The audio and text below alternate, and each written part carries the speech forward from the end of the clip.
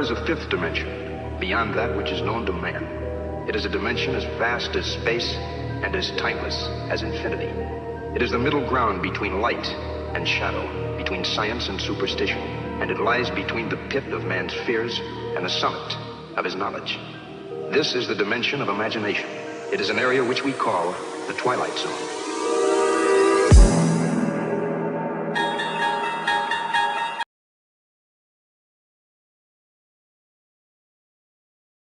Love y'all, boys. Love you. Love you. I'll go to war with every single one of you, every game, all right? Love you, 1-7. Here we go! 1, 2, 3, 1, 2, 3! Win!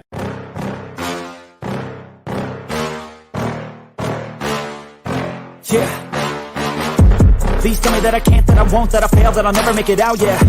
Please tell me all the bad, never good, fill my head full of every single doubt, yeah. Please say any negative thoughts, I pop off when I hear people say I cannot. I get off to the thought of proving everyone wrong, I won't stop to the top, so you better back off and get lost. I'ma stay loud, stay proud, never running out, never heading south. I'll be spreading out, call it word of mouth, can't put me down, I'll be getting loud. You can have me douse, not what I'm about, have your fucking cloud, it be raining now, I keep making sound, go another round, bitch I'm legend bound, can't stop me now. You don't wanna fuck with me, a slow burn like a disease. Just tell me that I can and I'll show you things that you couldn't believe.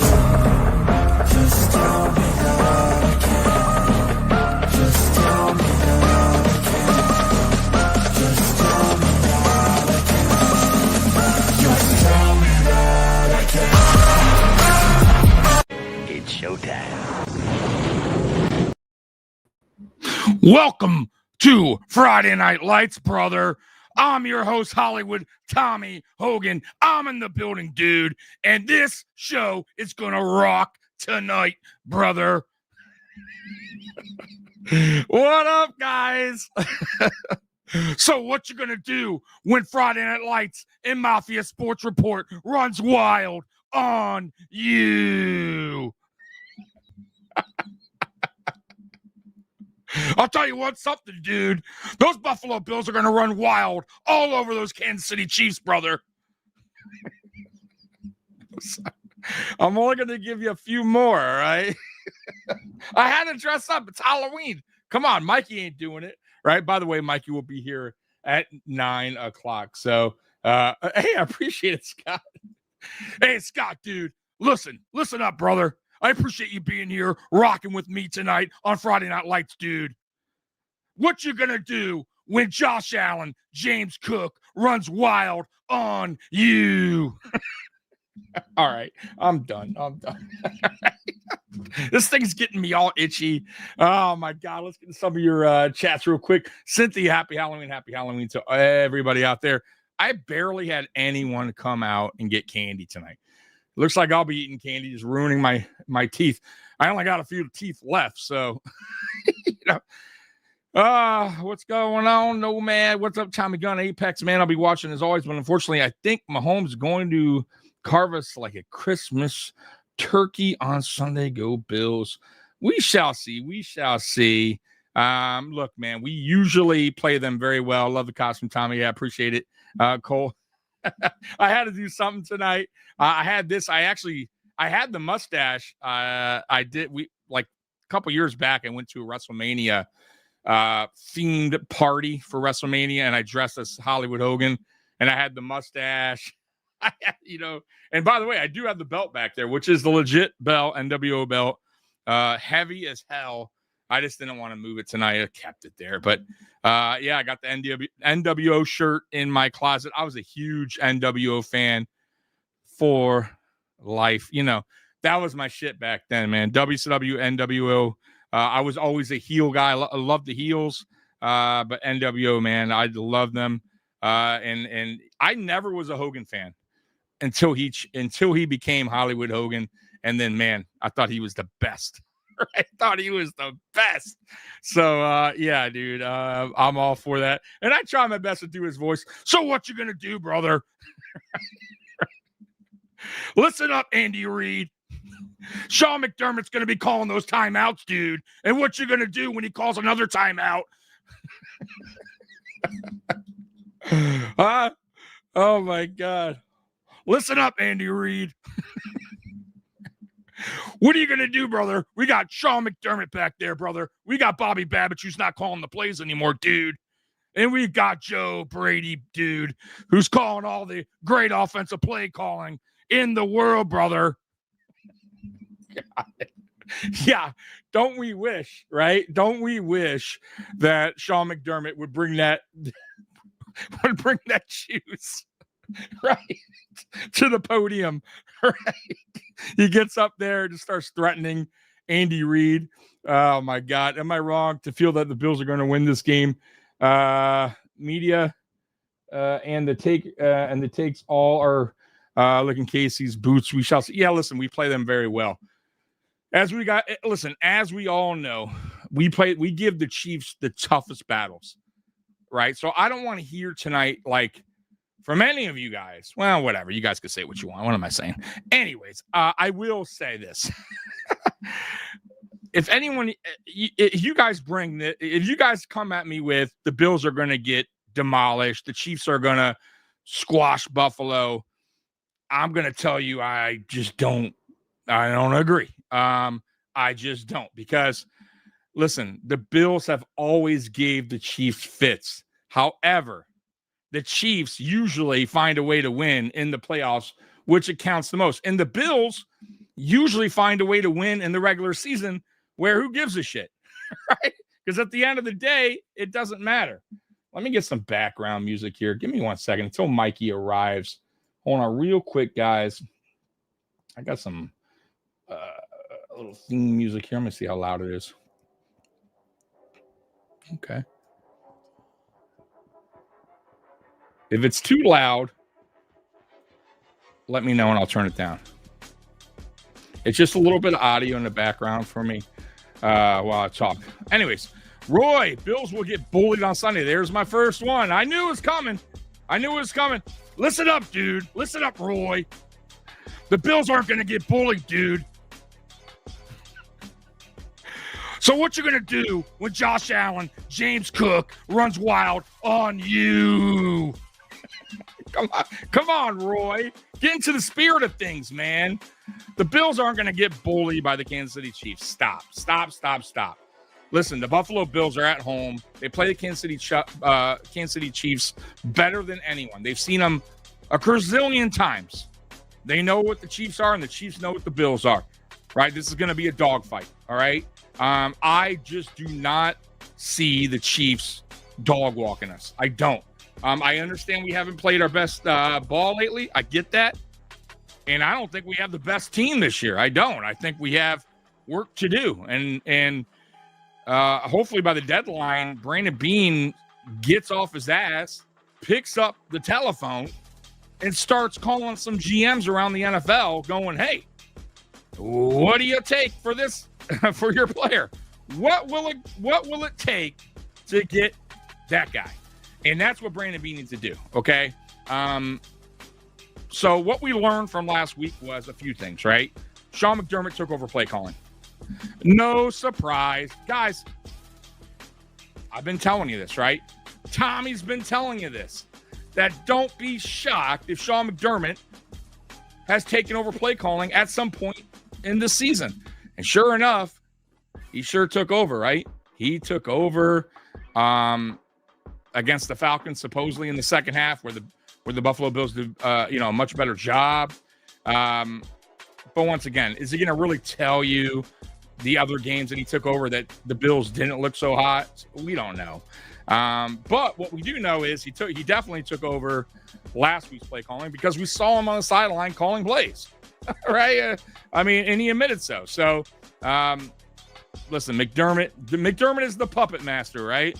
Everybody on this coaching staff is his puppets, right? He controls all the action with this. And if you're not on board, goodbye, right? And that's exactly what's going to happen to Bobby Babbitt after this season, I think. If he's already having to do somebody else's job, why would he keep that guy on board?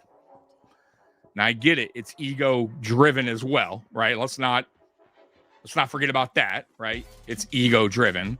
But Bobby Babbitt probably isn't the answer.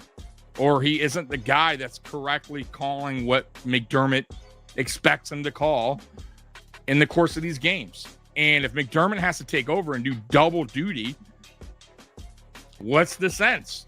So, sure, I more than likely, Babbage is going to be a puppet that's cut, and there's going to be a next puppet on board, which will probably be, who knows, Ryan Nielsen, right? The guy that everybody thought was going to change his defense, which really didn't do anything. That's what's going to happen. Let's see here. But getting more with who? Getting more what? Getting what? What are you talking about? Getting my, I don't know. Talk to me, Roy. Tell me what you're talking about. The post podium, my dude, Aramis, King Aramis in the house. Listen up, dude. I heard what you said on your post podium podcast, brother, and I don't like it one bit, dude. The Buffalo Bills are going to win that game, brother. Damn you, Aramis. Babbage said in the last presser that this is Sean's scheme. Yeah, we all know that. Come on. Listen, that's no surprise. You know this. I know this. We've been telling people this, right? This is not nothing. This isn't anything new, right?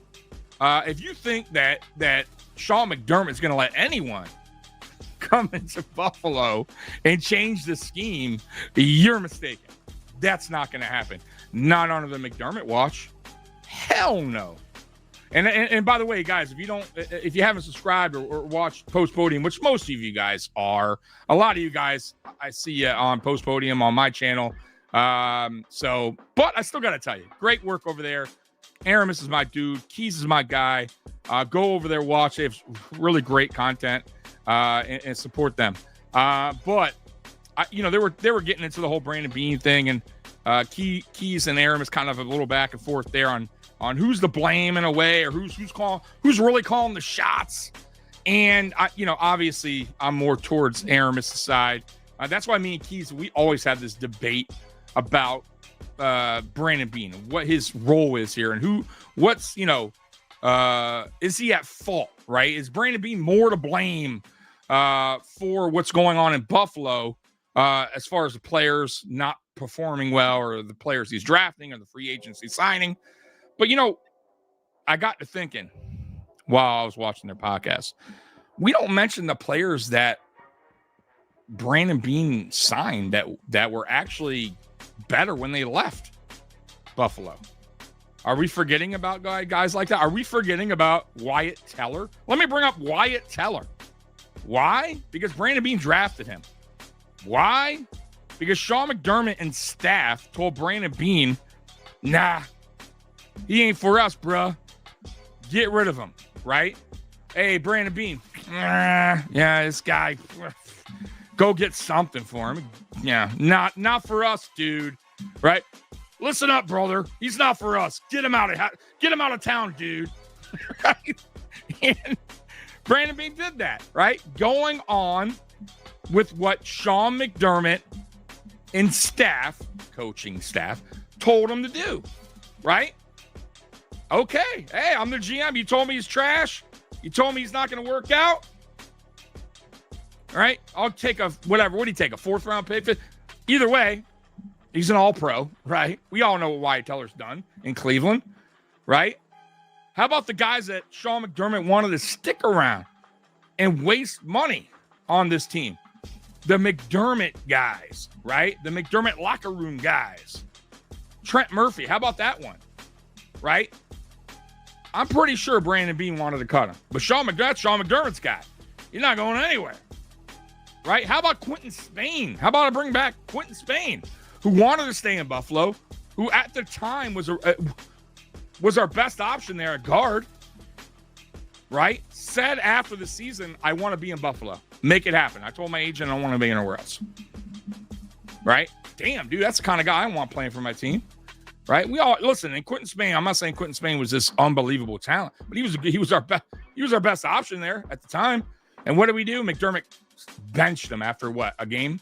I think it was one game. And then he benched him again. And then of course Spain was like, "What the fuck?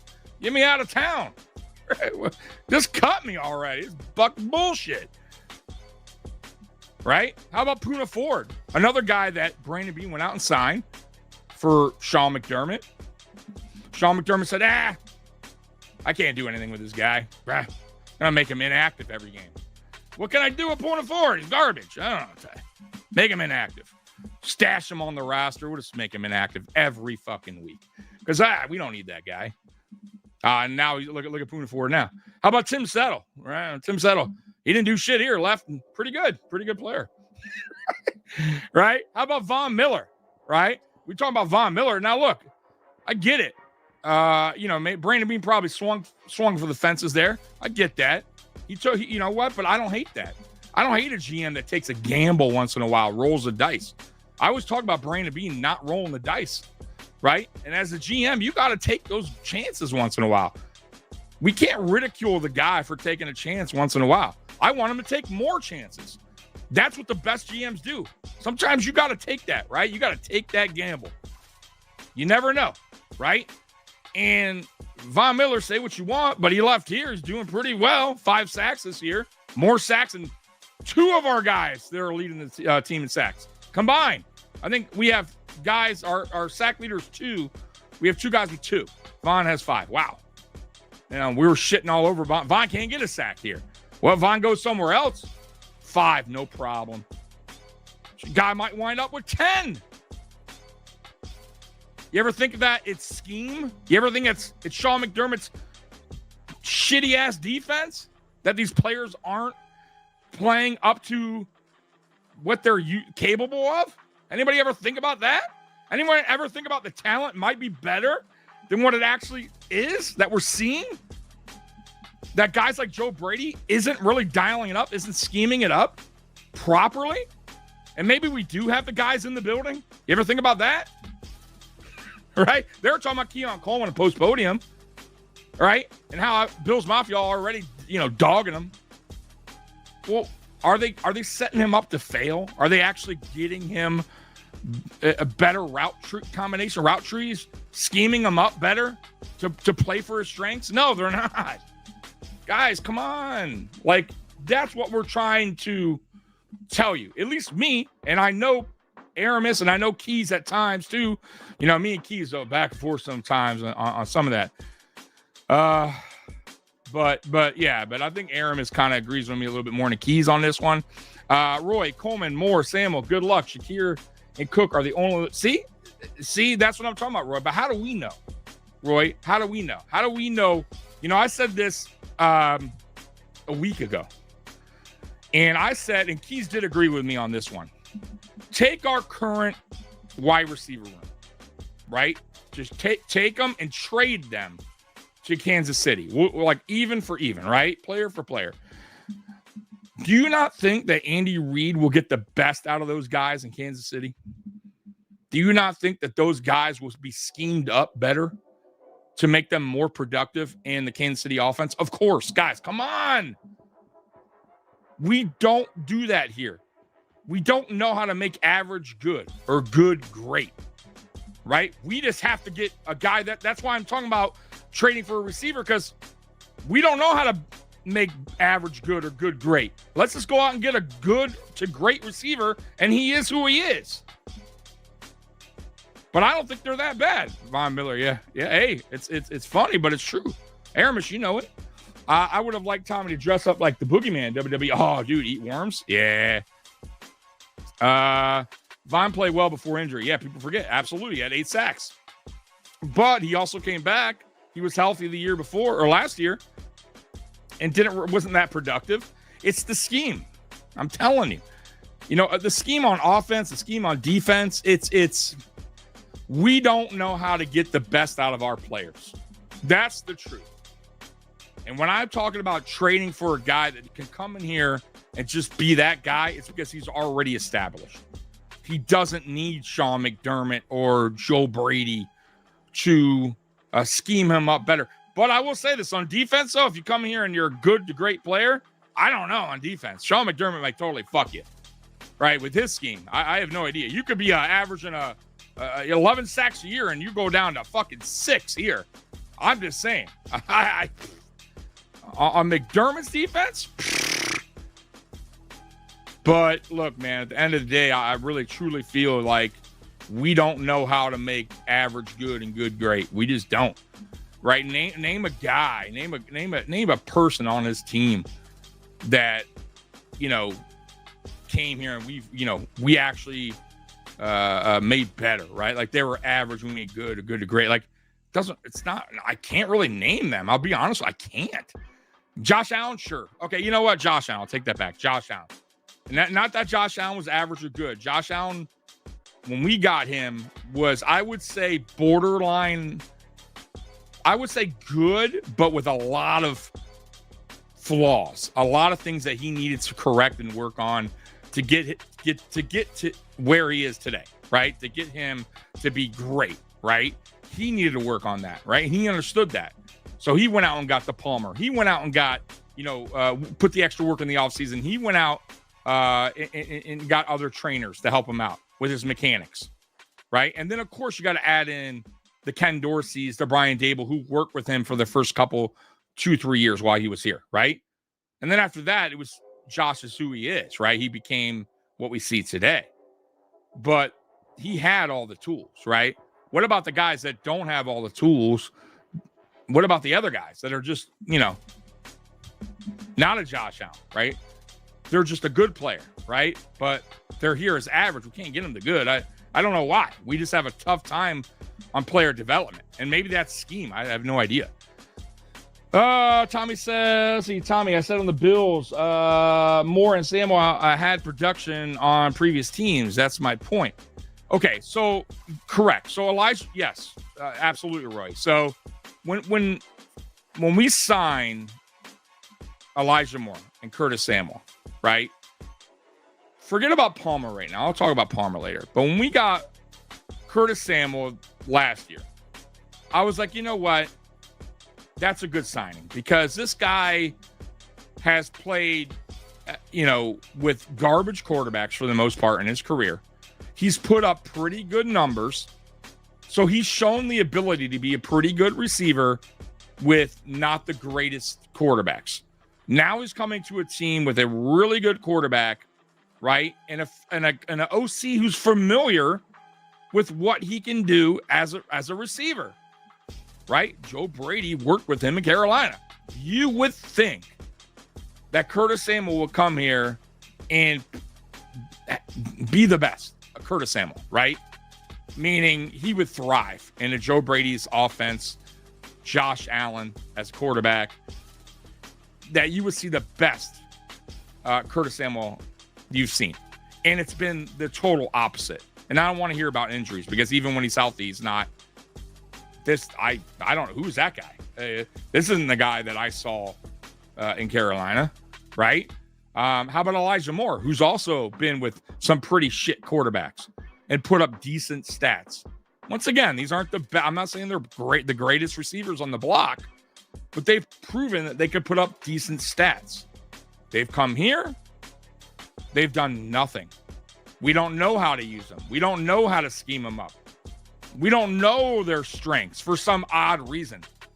But yet you signed them, right? You signed them. Why? Why did you sign them? Why did you think Elijah Moore was a fit here? You must have saw his film, right? I mean, I would assume, right? You know about his speed. You know about, what he did in Cleveland. You know about the yards. You know about Curtis Samuel. Clearly, Brady coached him. But yet they get here. You don't know what to do with them? Like, that doesn't make sense. Like, why is Joe Brady now just not understanding what to do with the guys in the room?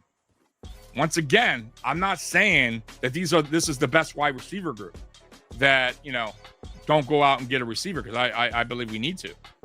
But a better OC would know how to work with what he has in the room. I don't think Joe Brady does. And I don't think Sean McDermott is helping him either. Right? I think Sean McDermott also has his hand in the cookie jar. Right? Once again, controlling his puppets. And, I think Brady's kind of stuck there a little bit on what he wants to do. But I still say this. I go back to this. I don't see Joe Brady as a guy that understands his player strengths. he hasn't shown he hasn't shown that, right? I see guys like Elijah Moore with 4.3 speed. We're not even using that to our advantage on offense at all. I mean, have we even tried a deep shot with Elijah Moore? I mean, what about the crossers? We've done one crosser. It worked well. Actually worked out perfectly. We went away from it. We don't do it no more. Right? How about Keon Coleman? Why don't we put him in the slot more often? When we do, and he runs those slants, boy, it works to perfection. He shadows the DB or the linebacker because that's his body frame. And he usually gets yacked because he's the bigger receiver. But no. You can't go to that too much. We can only go to that once every 3 games. Or once every other game. Like, I don't get it. Khalil Shakir can play perimeter. We don't do it. He did it in college. He was effective. No. Let's stick to what we're doing. This is what we want to do. And if you have that mentality, no one's going to get better, guys. No one. None of these guys. I feel, honestly, guys, I feel bad for players that come here sometimes. I do. I really, really do. Some I'm sure, it's weird. I think some players like sign here, one, they sign here because of Josh Allen. Let's be real. When we hear players that come here, what's the first thing you hear? I can't wait to play with Josh Allen. And a lot of these guys are defensive players. Like, you're not even going to be on the same side of the field. They don't say, I can't wait to come and play for Sean McDermott and his defense. I can't wait to play with Joe Brady in that electric offense, right? His exciting offense that he has out there. You never hear that. I never heard. Anyone hear that? I've never heard that, right? They say one name and one name only, Josh Allen, right? Nothing to do with McDermott, nothing to do with Babich, nothing to do with our offensive coordinator, Brady. Nothing. I feel, like I said, I feel bad for some of the players that come here because I think they have expectations that they're going to be involved in the offense or the defense. And it doesn't always go that way. A lot of the times it doesn't. Matter of fact, a lot of guys don't even get to playing, right? You got guys like I said earlier, Poona Ford, who signed here, probably was excited to be here. And we're like, no, bro, no, you're not even dressing this game. Yeah, we're good. Even though we weren't good, we're good. That's on coaching, guys, right? That's nothing to do with the players. And we're, as Bills Mafia, going, boy, Poona Ford must suck. He must be terrible. Guy can't even get on the field, right? Tim Settle, what a terrible signing, right? The guy just can't get it right. Goes somewhere else, plays freaking out of his mind, right? Same with Poona Ford, right? Leaves here, no problem, right? Plays here, problem. Can't get on the field, can't make plays, right? I'm telling you, man.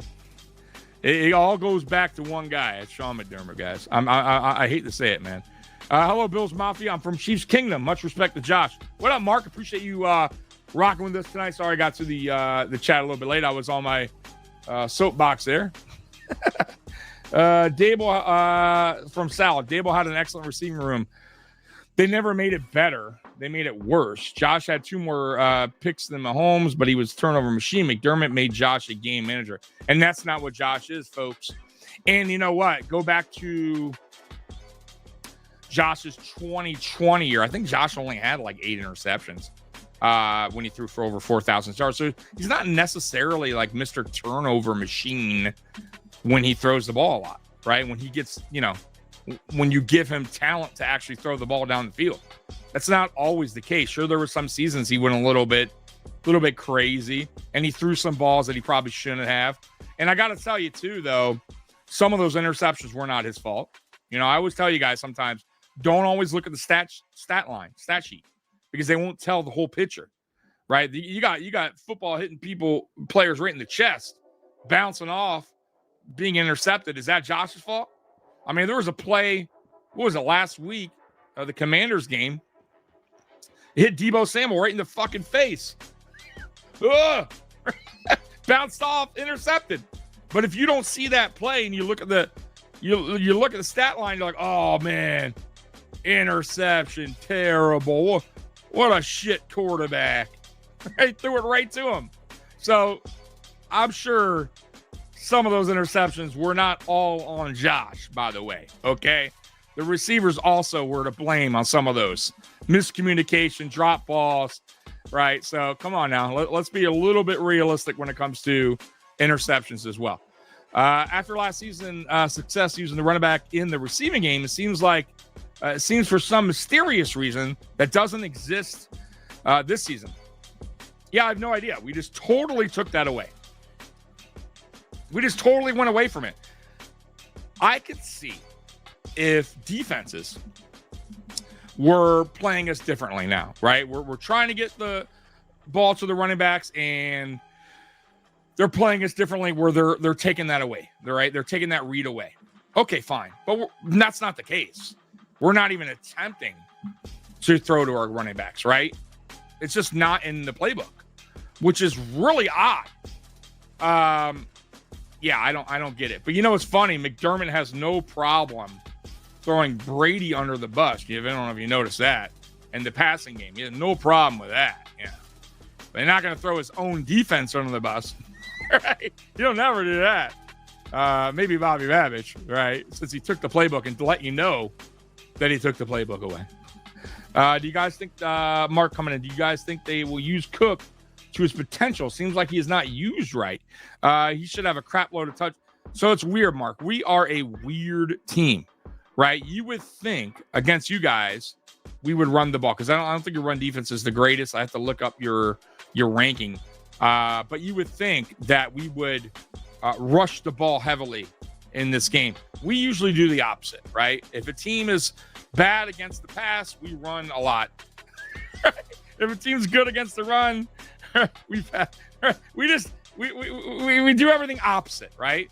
So bad run defense, we pass heavy. Right? Like we avoid the run. It's odd. It's really, really weird. I don't know what to say on that, but we do it all the time. We do it all the time. Shout out. What up, man? How you doing? Appreciate you. But yeah, man, I mean, look, man, end of the day, we got a big time matchup coming up, right? Bills Chiefs Sunday at 4:35, I believe the game starts. I'll say this about this game. I don't think this is a must win. However, I need to see a dogfight here, right? Meaning if the Bills are going to lose this, I need to see a dogfight. I need to see them go down swinging. I need to see a close game. Because this, to me, right here is a playoff type game, right? This is the first game really this season. I would say, you know what? I got to think it's the Baltimore game, week 1. You see Baltimore now. I mean, look, they are who they are, but when we played them, they were at their full strength. That's a playoff team. Week 1, Baltimore is a playoff caliber team. So I don't care what anyone says, record-wise, whatever. Scratch all that. When Baltimore's healthy, that is a legitimate playoff team, okay? So forget about what everyone says about record and all that bullshit. Buffalo hasn't beaten anybody with a good record, blah, blah, blah, blah. Baltimore, week 1, that's a playoff caliber team. We beat them. Fair. I don't want to hear it, okay? They were at full strength. Stop the bullshit, okay? We won, and that's that. Now, here we are, right? Week 9 versus the Chiefs. A Chiefs team that is fully loaded pretty much. Now, I know Pacheco will be out in this game, but for the most part, they got all their players back. They got all the receivers healthy. They got Rashee Rice back. He's doing his thing. So I don't want to hear it, right? These are two teams that relatively have everyone. We got Milano back. We got Bernard back. Yes, we're without Oliver. So let's call that an even scratch, right? No Pacheco, no Oliver, fine. But this is a playoff type game. So if the Buffalo Bills get dog walked against Kansas City Chiefs, that's not good, folks. That is not good, especially at home against a team that's a playoff caliber team. If the Buffalo Bills win or at least are in this game, then that tells me that, hey, playoffs for sure are going to happen. Who knows when they get to the playoffs? You know, if they can get hot, if they can make some trades at the deadline, we'll see. But at least I know they could still stick with the best. But if they go, like I said, if we play Kansas City and they just dog walk us, boy, oh boy, it's not going to be good. It's just not going to be good. Give me 1 second. Now, I'm not saying panic, hit the panic button, but that tells me, boy, oh boy, they're not just one or two pieces away. They got problems. They got some problems, and I don't know necessarily if one or two pieces in a trade deadline or free agency they pick up or whatever will be able to really fully correct the issues that we got. If we get steamrolled, right? Once again, that's if. I don't believe we will. I believe we win this game because we play them. We play the Chiefs about as good as anybody. We do, right? I got to tell you guys, we give the Kansas City Chiefs their best the best fight we can get, right? I don't think any other team, for the most part, matches up as well as the Buffalo Bills do with the Kansas City Chiefs. So I just don't believe in the whole, when people are coming at me or I'm seeing that the Kansas City Chiefs are going to just, dog walk us, belt to ass. I just don't see that, guys. I don't. Obviously we'll find out. But I have this game being your typical dogfight game where it's going to come down to the final 5 minutes, and we'll see who wins. I mean, that's really what it's going to come down to. I almost promise that. The Buffalo Bills ain't going to dog walk the Chiefs, and I don't think the Chiefs are going to dog walk the Bills. This probably will come down to final possession. It seems to go that way every fucking time, guys.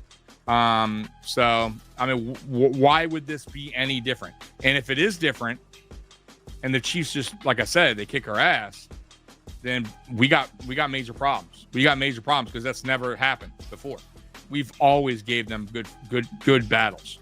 And if all of a sudden we don't give them a good fight, that's not good. That is not good. Roy, if the Bills have a shot at the division crown, this could very well be a must-win. The Patriots' schedule is a cupcake. Yeah, it is. But, Roy, for as well as the Patriots are playing, there's always going to be a game or two letdowns. So let's be aware of that. Let's not just assume that the Patriots are going to, beat every team they're supposed to beat. Just throwing that out there. We've seen this week in, week out in the NFL where teams lose to teams they shouldn't lose to. Green Bay Packers lost to the Cleveland Browns. I mean, I'm sure there's other examples that I could tell you, but the Chiefs lost to the Jacksonville Jaguars. I mean, come on, you know what I mean? So it happens. So not every game, a winnable game is actually a winnable game, right? It's any given Sunday for a reason. It can happen. So I do think the Patriots might lose a game or two that they shouldn't lose, right? Now, back to us. We can't afford to do that. We can't afford to lose games to teams that we should beat. Get what I'm saying? So moving forward, fine, you lose to the Chiefs, okay. As long as it's a close one, I get it. You make some moves at the deadline. You fix your issues, or at least you hope to. And then you go ahead and you beat the teams you're supposed to beat the rest of the way, right? And I'm talking about the Browns. I'm talking about the Dolphins, the Jets, right? Because we'll be seeing them again. The Patriots, we'll be seeing them again, right? Let's see here, the rest of the schedule. This way I'm on, I'm saying the right thing here. I'm pretty sure we play the Browns. By the way, too, Miami, if you guys don't know, now you know. They fired Greer today.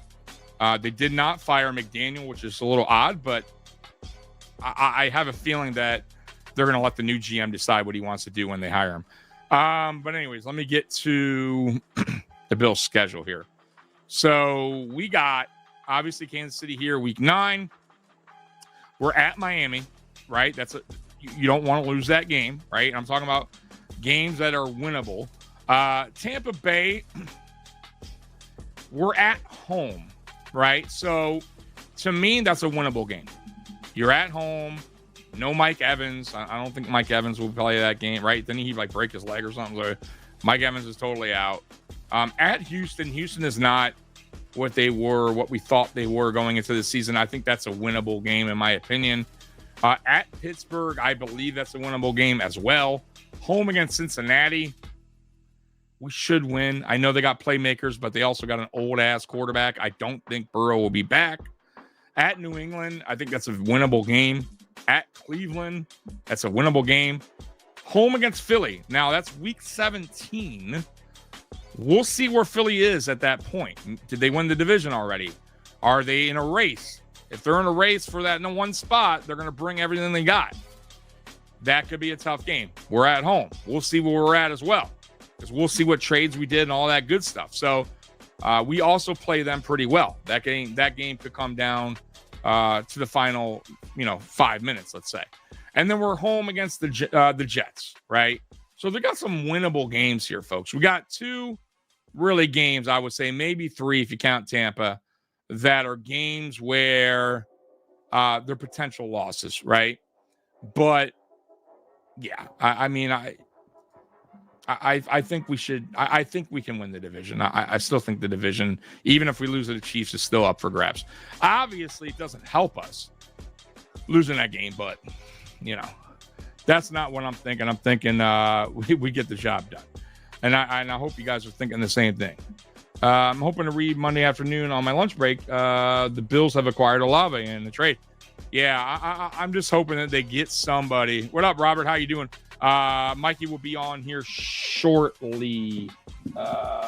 Yeah, it's 8:45. Probably about 15 minutes. Mikey will be on here. So appreciate you hopping on with us tonight, Robert. I aspire the Bills keep Trey White off the field as much as possible. Yeah, absolutely. And I think they will. I think you'll see a lot of Harrison on the field on Sunday as well. So there's that. And by the way, Taylor Rapp is out for the season, pretty much. I mean, McDermott pretty much hinted at that. It sucks, but he's out for this. He's out for the season. But I think we're better off, to be honest with you. I would have liked for him to come back as a depth piece. It would still be good to have him as a rotational guy or just depth, because I don't think he's a bad player. I just think I think he regressed a little bit here. And Mikey is in the building. Mikey is in the building. Listen up, dude. We got Mikey here. Okay, brother? A little Hollywood Hogan, huh? Mikey, they were talking about the Kansas City Chiefs, dude, and they're saying the Chiefs are going to beat the Buffalo Bills, brother. No way, dude. We got Sean McDermott. He's going to be calling those timeouts, brother. Yeah, at the wrong time. Yeah. Hey, Andy Reid, what you going to do when Sean McDermott? It's going to be fourth and 3. The play clock's going to have 1 second. Kansas City's going to need it, and he's going to call a timeout. Right. What you gonna do when Sean McDermott calls timeouts on you? You're wild. You're wild. God. I figured I'd dress up, man. Have a little fun with, for Halloween tonight. I just walked through the door. How you doing, Mikey? How you doing? I just walked through the door. It's been a wonderful long week. Let me cut this music off. Sorry about that. Let me cut this. It's all good. Oh, there you go. I had a little Halloween theme, a little Jason background music while you were away. But happy Friday to you, Mikey, and happy Friday to all of Bills Mafia as well. I opened it up with Hollywood Hogan, so I didn't really get to say that. But yes, Mikey, talking about this team, talking about Brandon Beane. I went over a lot of stuff, and I guess I might as well backtrack, get your opinion on some of the stuff that got me thinking, because I was watching my dudes over at Post Podium, Keys and Aramis, and they were talking about Brandon Beane, talking about Sean McDermott, really who's at fault and all that stuff. But, I got to thinking, and what things we don't mention, players we don't mention that actually are good players that we sign are great. How about, and I'll bring up some players, because to all the people that say, oh, it's Brandon Beane. Brandon Beane doesn't know talent. He brings in nobody. He doesn't. It's his fault. How about let's start with one that's right away. Wyatt Teller. How about that guy? Right? How about the guy that he drafted, Wyatt Teller, who is one of the better offensive linemen in the NFL? How about the fact that he drafted him, got him on this team, and Sean McDermott said, Oh, right? let's call be it real. what it is. Sean McDermott and staff, Bobby, it doesn't matter. They wanted him. They didn't see a role for him. They wanted him off the team because there was no role. They said, get what you can. And Bean did admit later he probably should have done more homework before, but it doesn't matter. As a GM, though, you kind of go by with what your coaches say and tell you, hey, we have no use for him. We're not going to use him. We don't see a role here for him. I mean, generally, if that's normally for me, if you're telling me as a GM, your coach tells you, I just can't use this guy, see what you can get for him. I don't think Bean would be like, bro, that's a really good looking, that guy could play. Let's trade him. Like, I don't see that. That's one, right? That's one example. Two, Punaford, free agent, signed him, right? Didn't know what to do with him. Couldn't even make him active, right? Inactive every fucking game. Tim Settle, a guy that couldn't fit into the scheme, right? Goes off, plays somewhere else, way better. But we're here going, oh, Tim Settle's trash. He doesn't know how to play. He doesn't look at his production. Punaford, not us, but some people, oh, he can't be good. He's a healthy scratch every week, right? How good could he really be, right? McDermott doesn't even want him on the field, right? So you got guys like that. Then you got guys like, what's his name? The Edge that we kept here because it's a McDermott guy. And we paid him $8 million. What's his name? Mikey, forever he was Trent here. Murphy. He was Trent Murphy, right. Don't want to lose that guy. That's a McDermott guy. So I really, truly believe Vernon Butler, exactly. My thinking is this, and I'll let you talk after, and I think you agree, but McDermott was hired by Pagula first. He was put in charge of hiring the GM. He went out and got Brandon Beane, and he went out and built his coaching staff how he wants. They're his puppets. He's the puppet master. And I do really feel like it's a rare thing in the NFL for that to be, where the coach is kind of the guy that leads, that has the say and has the strings where he can cut. But that's the truth. And I do feel like Brandon Beane at times maybe, and he don't ever say it, but I do feel like he's just going along because he doesn't want the string cut. But at some point, if you're Brandon Beane, do you just say to yourself, fuck it, I'm going to go against the grain and just do what I think is best? I don't think it's going to happen. No, he won't. Because he's the team guy, and it's a concept. To go back, so let's touch it, because I actually have more than that. I heard something on WGR today that blew my mind. Okay. And Wyatt Teller, he was a promising rookie, but no one expected Wyatt Teller to be Wyatt Teller. It wasn't until he got with Callahan that he really took off. Okay. And really good, Cromer is the same type of coach. I wouldn't kill even McDermott for that. That's a Daboll and OG Bobby Johnson thing for Teller. That's who I would put that on. But doesn't it still go back to McDermott? But doesn't it still fly back to McDermott? That early, he has a say not that early. Okay. That early in his career, he didn't know offense like that. So I would probably put that more on Daboll and OG Bobby Johnson. McDermott's probably listening to his position coaches and his coordinators and said, "Okay, that's the guy we can let go." And told Bean, like, "Okay, I'll give him that one." I do agree with you. The other one, he still drafted a guy with talent, though. He did draft talent. Yeah. Okay, that's my point. Wasn't trash, and they got rid of him. Now the other guys, I'll give you. Here's something that was brought up on WGR today that kind of shocked me. The caller called in and asked WGR, "Can you name me one wide receiver since Daboll has left that has flourished more here than elsewhere?" So Diggs regressed. Mm-hmm. An older Diggs. It doesn't matter. Diggs regressed. Okay, but go ahead. Regressed. For even from when God, what is his name? Dorsey. First half of the year, Diggs was on fire. Yeah, second half of the year, he disappeared because we phased him out. I'm with you. Okay. Gabe regressed. And then Moore. This has been Moore's worst season of his career so far. Correct. Palmer And Curtis Samuel. Nothing. Samuel came in, been horrible here. Can you name me one wide receiver since Brady has taken over that's actually elevated outside of Shakir? So I'm glad you bring it up. It's funny. The first part of the show, I talked about this, Mikey. It's crazy that you're even bringing this up. So I actually I swear to you, I brought this up. I said, we have not made any, like anyone, even on the defensive side, it seems like for the most part, go from average to good or good to great. Like we just haven't elevated anyone's game. It just kind of seems like they either regressed or they stay put.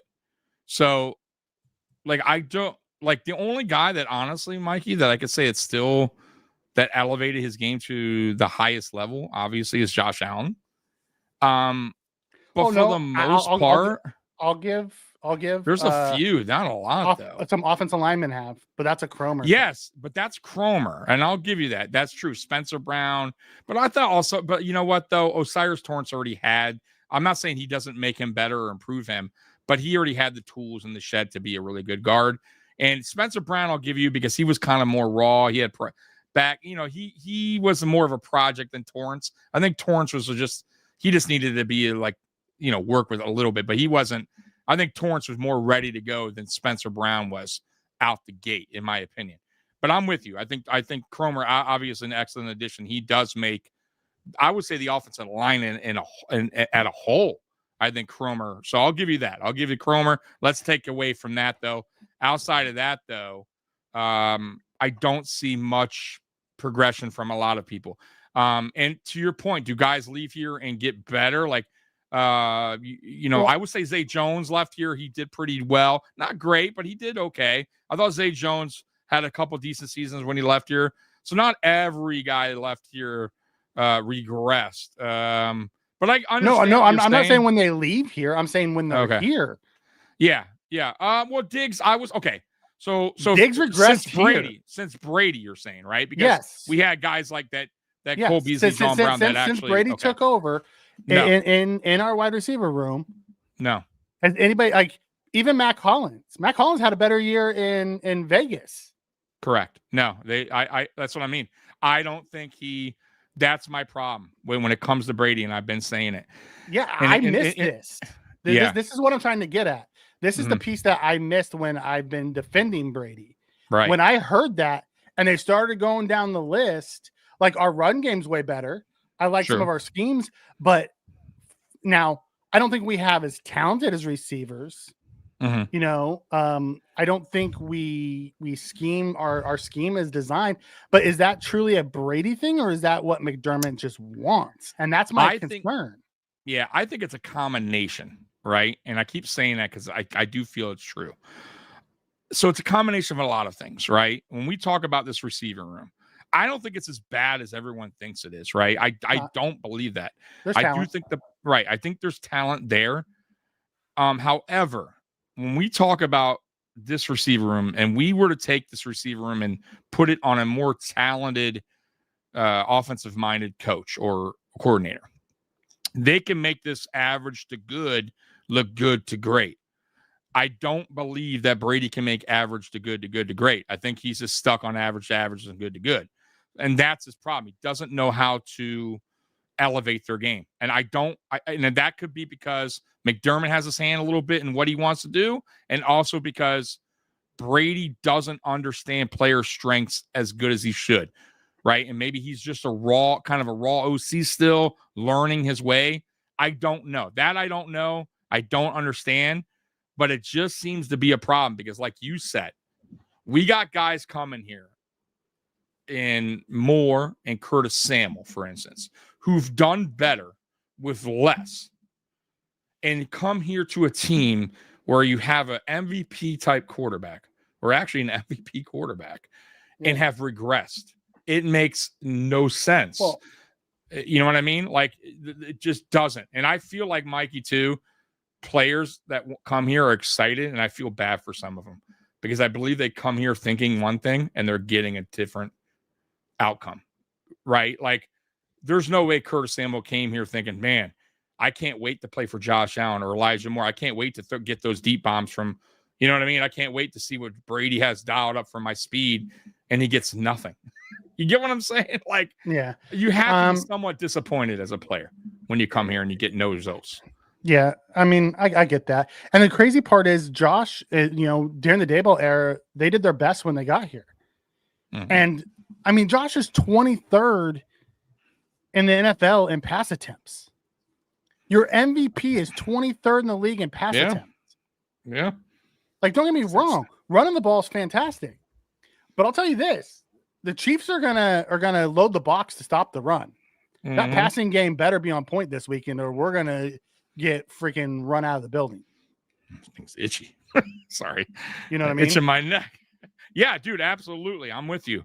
And I was saying earlier, I don't think that's going to be the case. And we'll get obviously more into the Chiefs game a little bit later, but we give the Chiefs the ultimate fight out of, I think, any team. I really do. I believe we've seen them so many times, Mikey. We're just, it's one of those things, right? It's a back and forth war. It doesn't matter record. It doesn't matter anything. It doesn't matter injuries, who's out, who's in. There's always a fight. It's very rare it's one-sided by one or the other. It comes down to the final 5 minutes usually in these games. I don't see it changing this weekend. However, if it does, meaning the Chiefs dog walk us, they spank us in our own building, it's a problem because we've always made it competitive. And now this year, if they just just come into our building, no problem, beat us by, 10 plus points, the game was not really competitive. I don't think a trade or two is even going to help. I'll be honest with you when it comes to playoff time, because this is a playoff type match. Here it is. I thought, and I hate that people talk about that we haven't played anybody. Week 1 Ravens, and I talked about this before you came on. Week 1 Ravens, fully healthy. I don't care what anyone says. That is a playoff caliber team. You saw them against the Dolphins last night. You see when they're healthy. Yes, they have flaws, just like us. But when they're healthy and they got everybody in there, that's a playoff caliber team. I don't know how far they'll go, but that is a playoff caliber team. We beat a playoff caliber team. So, Bills Mafia, fuck the noise. Whatever noise is saying, we haven't beaten anybody. Week 1, we beat a very tough, fully healthy Baltimore Ravens team. Here's our next matchup, the Kansas City Chiefs. This is our next playoff opponent, in my opinion, that, where it's the real test. This is the test. If we don't make this thing competitive or win, this is not good. I'm not saying we won't make the playoffs, but how, that really will tell me a lot about, this year and where we're going. And I don't know if it's getting dog walked by the Chiefs, a playoff team, Mikey. It would not be good. Yeah. Same thing comes in and says B needs to trade for a speedy receiver. I don't want just a speedy receiver. I don't. I either go get an alpha or don't get me anyone. These people who want Shaheed so bad, I just don't see it. We have guys who are fast. We don't use them the way other teams use their guys. We just don't. Correct. Go put Elijah Moore on the Kansas City Chiefs. I promise you he gets touchdowns. I promise you they go deep to him. Imagine what Andy Reid could do with Shakir. Right. What he could do with Keon Coleman. What he could do with Elijah Moore. What he could do with Curtis. That's my point, Mikey. Like, that's what people are missing here. It's not that we have this shit roster, this shit receiver room. It's not that bad, folks. It's how they're being used. It's how they're not being used. Right? That's where we're all missing, right? And I'm not saying the players aren't executing either. There is times where they just simply do not separate. There's times where there's not a lot of communication there with Josh, and you can tell the chemistry is not there. But to Mikey's point a little earlier, when Josh Allen's only throwing 19 times, 20 times, and he's going to one guy twice a game, how do you feel like, how's that chemistry ever going to build up? It's just not going to happen.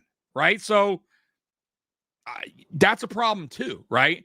And the whole thing that Brady said in his press conference, bothered me, where we didn't need to run, we didn't need to pass. We had the run game where, everything's fine. Well, it wasn't fine for 2 straight weeks. It really hasn't been fine most of this. What are you talking about here? Don't lie to us. Like, I don't like that, Mikey. And I know that's coach speak. They're always gonna do that, but don't lie to us. Like, don't act like there's not a problem there when everyone knows there's a problem there. And the problem is also you. And you just don't want to admit it. And it is what it is.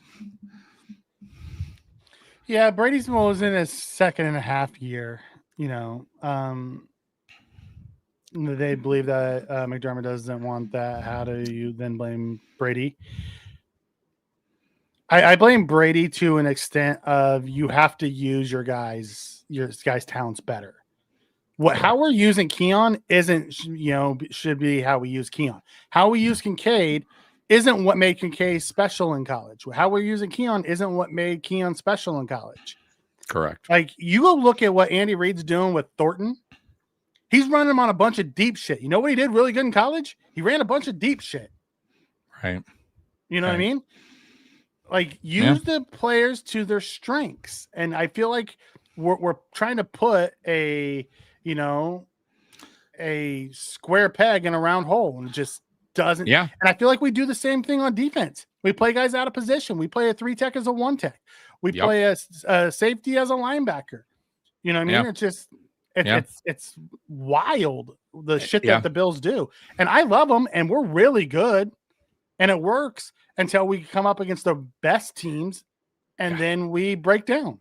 Correct. It works until it doesn't work, and then you see the flaws right in front of you. Where they've been there the whole time. Just we were going against lesser opposition, and they didn't really show too much. But I'm with you, Mikey. Like this offense and the way they are doing things now, I don't mind the balance. I'm fine with it. Yeah, but you cannot box in your quarterback. You cannot say, we need you to play in this box, right? We don't want you to step outside the box. We need you to stay in this box and do this, right? Yeah. And that's not how Josh Allen works, guys. And he shouldn't, not only that's not how he works, he shouldn't have to be in the box. That's not what you drafted him for. That's not what you got him here for. That's not what makes him special, right? If he was that kind of quarterback, then shouldn't have paid him, like Mike said a week ago. Then fuck him, right? Go get yourself a guy that's going to be in the box.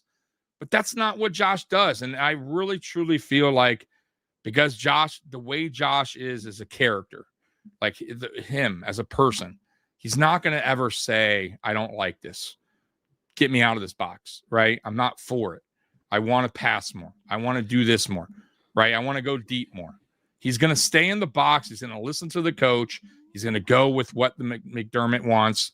And it sucks. And I don't want him to be like that because he is the team. He's the guy what makes this team a playoff team year in, year out. It's not the coach.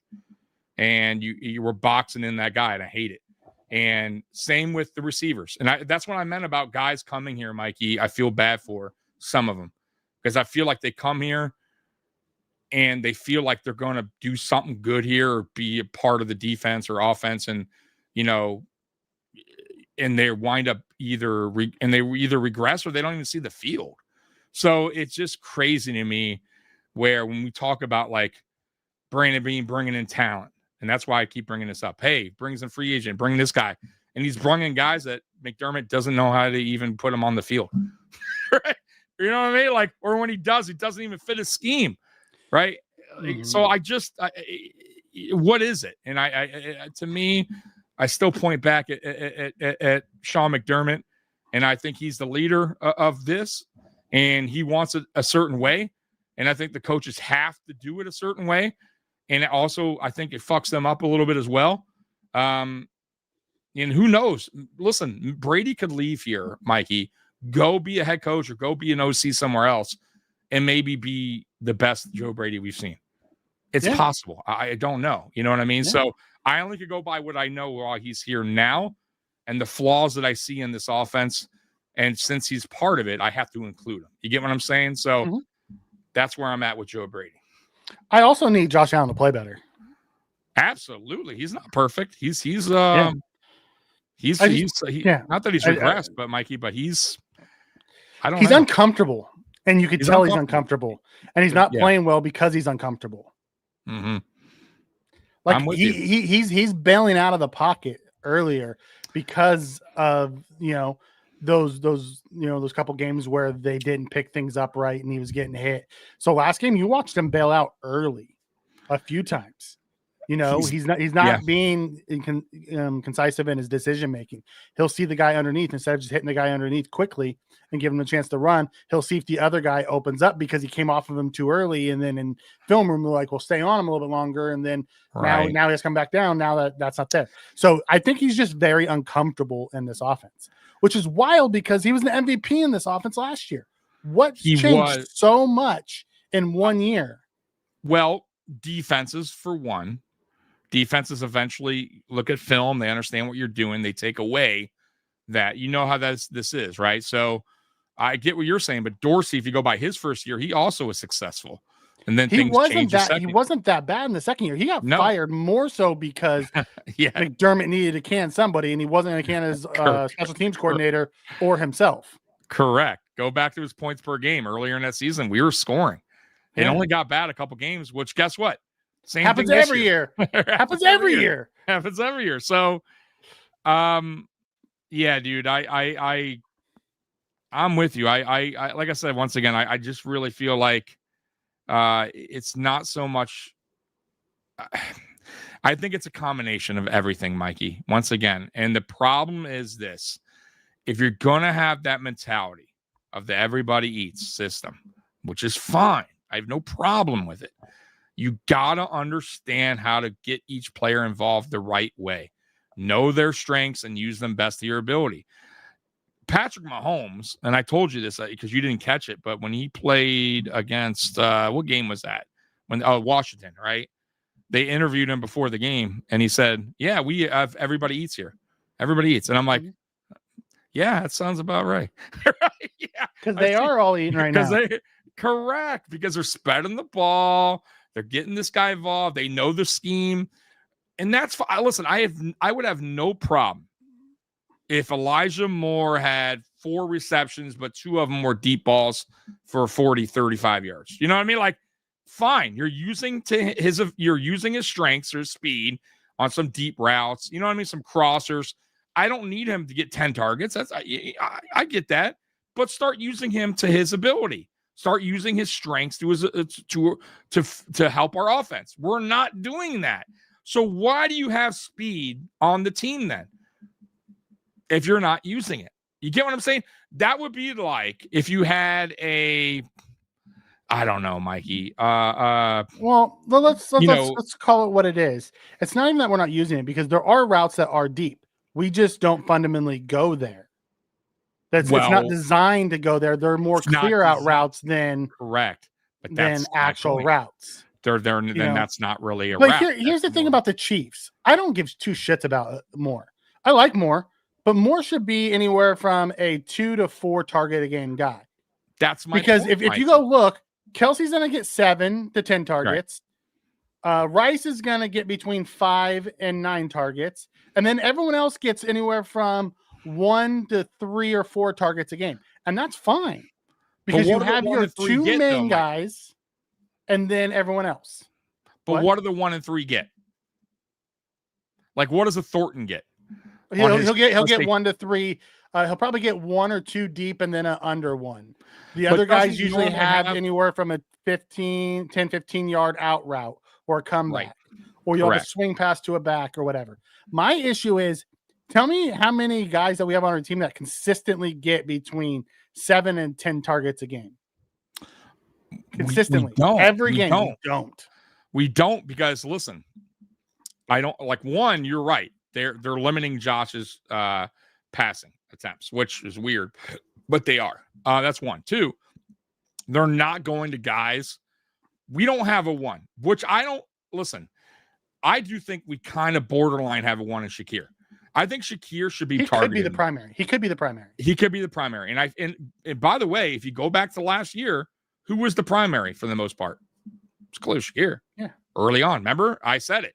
Shakir was actually the best receiver we had for most of the season, if you remember. I think he led our team with receiving yards. So Shakir should be your primary for now. Is he a true number one? No. But if you're going to have this team and not do any adjustments, you need to get the ball more to Shakir, who's your primary receiver. He needs to be getting the most targets. And then you got Kincaid, right? Kincaid should be your second primary. He should be targeted way fucking more. His route tree should be much better than what it's been in this system, right? And then you start sprinkling in Keon Coleman a little bit more. You start getting, but that's not what we're doing. You got guys that are getting 2 to 3 targets. It's just not enough. There's no chemistry going on. And I feel like, too, when Josh eventually does take a shot, I don't know if he's comfortable. And that's what you said earlier. Josh looks so uncomfortable now because I almost feel like he's just not doing enough of it. When he does finally do it, it's so odd to him in a way. Like, holy shit, fuck it. I'm just going to throw it deep here. Right? He's not like the confidence is kind of gone. And it shouldn't be that way. So that's where I see it right now. And we're with Allen. His average air yards per target is pathetic right now, Roy, because his actual yards per pass is in the top 10 at 7.7. But someone wrote up here earlier that the offense seems too slow. You know, that's kind of like what Miami has done. Miami used to be a high-powered, fast offense. Now they're not snapping the ball until 3, 2, or 1 on the play clock. I feel like the Bills are very much in that slow, methodical. It's like there's no urgency, no speed, no up tempo to our offense at all. When we go up tempo, I feel like we do really well. When we slow it down, I feel like we don't. I feel like McDermott is trying to copy the New England Patriots of old. I feel like he thinks that's the way to win it, and that's the way the offense and defense should be. Like, I almost feel like that's where he's going with it, and it's just not. That's not who Josh is. Josh is not Tom Brady. It's not. That's not his style of play, and you're not going to get that. And that's why I feel like when we talk about Allen not regressing, but not having the season that we're used to seeing, is because once again we're trying to fit him in this box. That's just not what he is, right? And that's McDermott. I think McDermott, like you said a long time ago, when he got hired here, I think he wanted it a certain way. He always wanted this brand football that we're seeing today. He couldn't get it early on because Dable was here and Dable wasn't a puppet. Dable, you know that. And that's why Dable and him really don't like each other. And when Dable left, that was it, folks. There was no outside guy. There was no outside hire. That's a wrap. Everything from moving forward was going to be in-house. And that's how it's going to remain, because McDermott does not want another issue where the Dable or a defensive coordinator come in here and saying, I don't like your way. I want to change it. It's not going to happen. So this is the brand that he wants, and this is the brand of football we're getting. And yeah, I mean, Mikey, I don't know what to say. Like, there's nothing to say. It's an ongoing, repetitive stereotype. Until we see them get over the hump in the playoffs and actually win it and make it to a Super Bowl, this is the consistent conversation. Like, until my eyes see us do something different and consistently do something different, this has been the conversation. Like, we talked about this last year, and then the second half, you saw them speed it up a little bit. And that's what I'm hoping for. I'm hoping for the second half of the season, they've realized this slow, methodical approach doesn't fucking work. Mm-hmm. And they have to speed it up, and they have to let Josh, unleash Josh a little bit and figure it out, because he's not comfortable. And someone asked, does Josh should take over the offense? Josh is in on the game plans. He tells them what he likes and what he doesn't like, but it's not going to change the scheme. He's telling them what he likes and doesn't like inside the scheme. It's just, the whole thing just feels broken. Spin, you're going to come in here, dude. You're going to talk trash about me, brother. I'm going to tell you what you're going to do when me, Mr. Mikey, Sean McDermott call timeouts on you, dude. All right.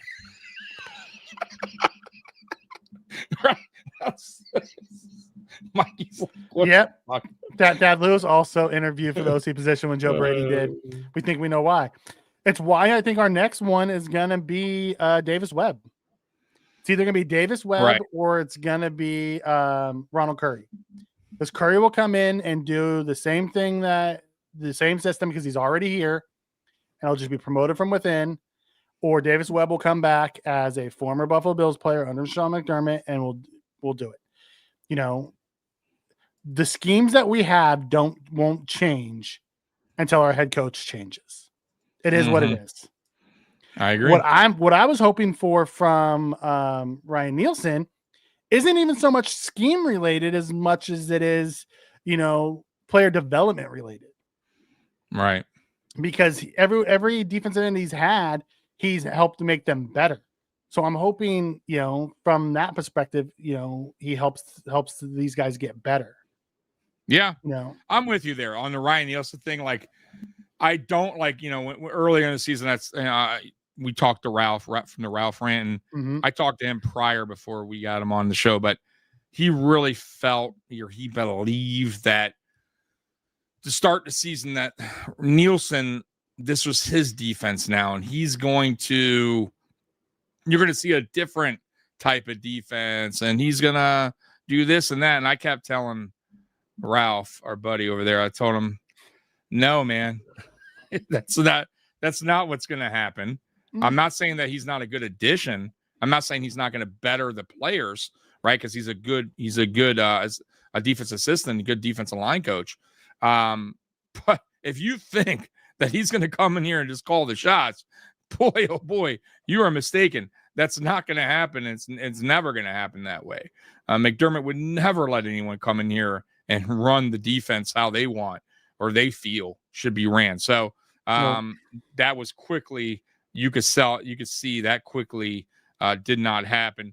Now I will say this on the play calling that McDermott's clearly going to continue to do.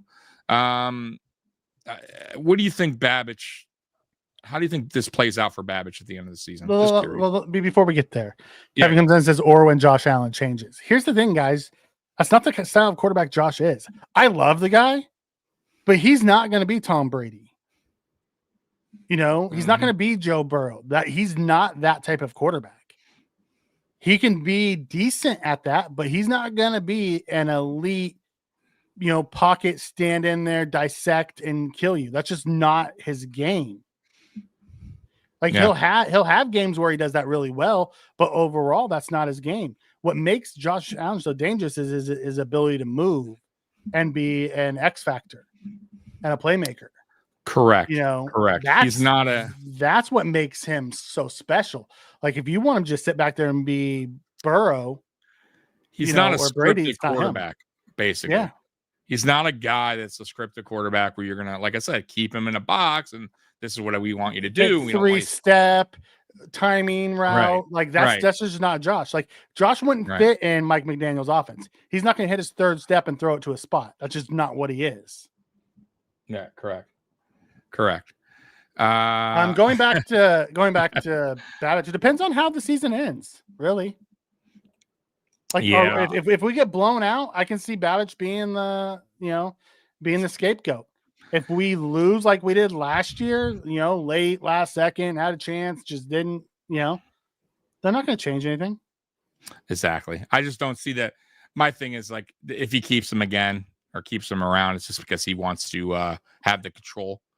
If they let him go and they bring somebody else, it'll still be the same way. I know it's going to be the same thing. So it doesn't matter who that guy is. Yeah. Right. Maybe he wants a better play caller that can work his scheme better or call his plays better. But ultimately, it's still his playbook. It's still his defense. I'm guessing he's just not liking what maybe he's thinking Babbage isn't seeing it how he's seeing it and not adjusting with his play calling on defense, which is fine. Once again, listen, Mike, I have no problem with this if it works out. I have zero problem with it. Fine. It's your fucking defense. Right? These are your fucking players. If you feel like you can do it better, do it. Whatever. Do it. We like Bills Mafia could give two shits who's calling the fucking defensive play. I really don't give a fuck. But just make sure don't if his shit don't work out, don't be blaming the other guy. Yeah, don't be pointing back and be like, hey, I gave back the playbook. I wasn't even then that's on you for giving it back. right. So exactly, Mike. So don't bullshit us. Yeah. Robert comes in and says, I feel like Brady's already gone. I think he is at the end of the year. Brady is gone. He's gonna get a head coaching job either in the pros or in college. Yeah. I know Penn State is hugely interested in him. LSU is looking for a head coach, so it wouldn't surprise me if he, Miami. LSU's looking at him. Go to Miami and that team with the fast receivers they got and players they got. That's but I'm just thinking LSU seems almost logical because college if you went, but I'm saying if he sticks with the pros, I'm just throwing Miami they're talking about kicking out the Bengals head coach. They're talking about letting him go. I heard. Wow, I heard that too. Which he should, by the way. That's that he should have been. That's another quarterback saving that guy's job. Absolutely been doing it. But have Brady go back to Burrow and Jamar. They want to hate it. They would probably be all for it. Matter of fact, Burrow would probably, since you know how this league works. I mean, usually the owners do talk with the main guy, and the main guy would be Burrow. Mm-hmm. And Chase obviously would have some maybe say, but Burrow and how much they love him. They've talked about it at length. Right. So it would be interesting to see what develops there, but it doesn't matter. Like Mikey said, it's just like Babbage. We bring in an next OC, which we're not. It's going to be within, right? It'll be like Mikey said. Or Davis Webb. Or which is still within. It's still a guy that's been here, right? It's no difference. It's not going to change what we're doing here. Right, what McDermott wants to be done, how he wants the system to be ran, the offense to be ran. But yeah, man, so it just sucks, man. Like I said, Mikey, I'm not hating.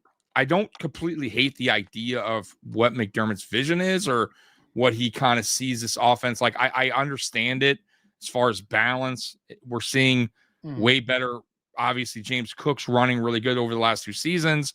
That opens up more play action, blah, blah, blah, blah.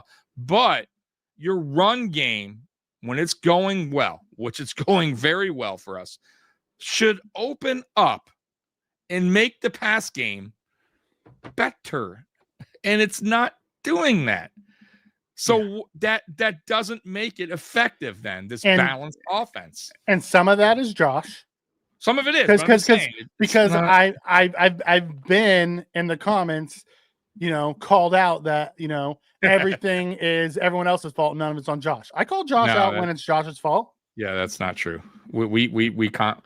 That's not true, guys. And I hate that, and I get that too, Mikey, from people that I talk to.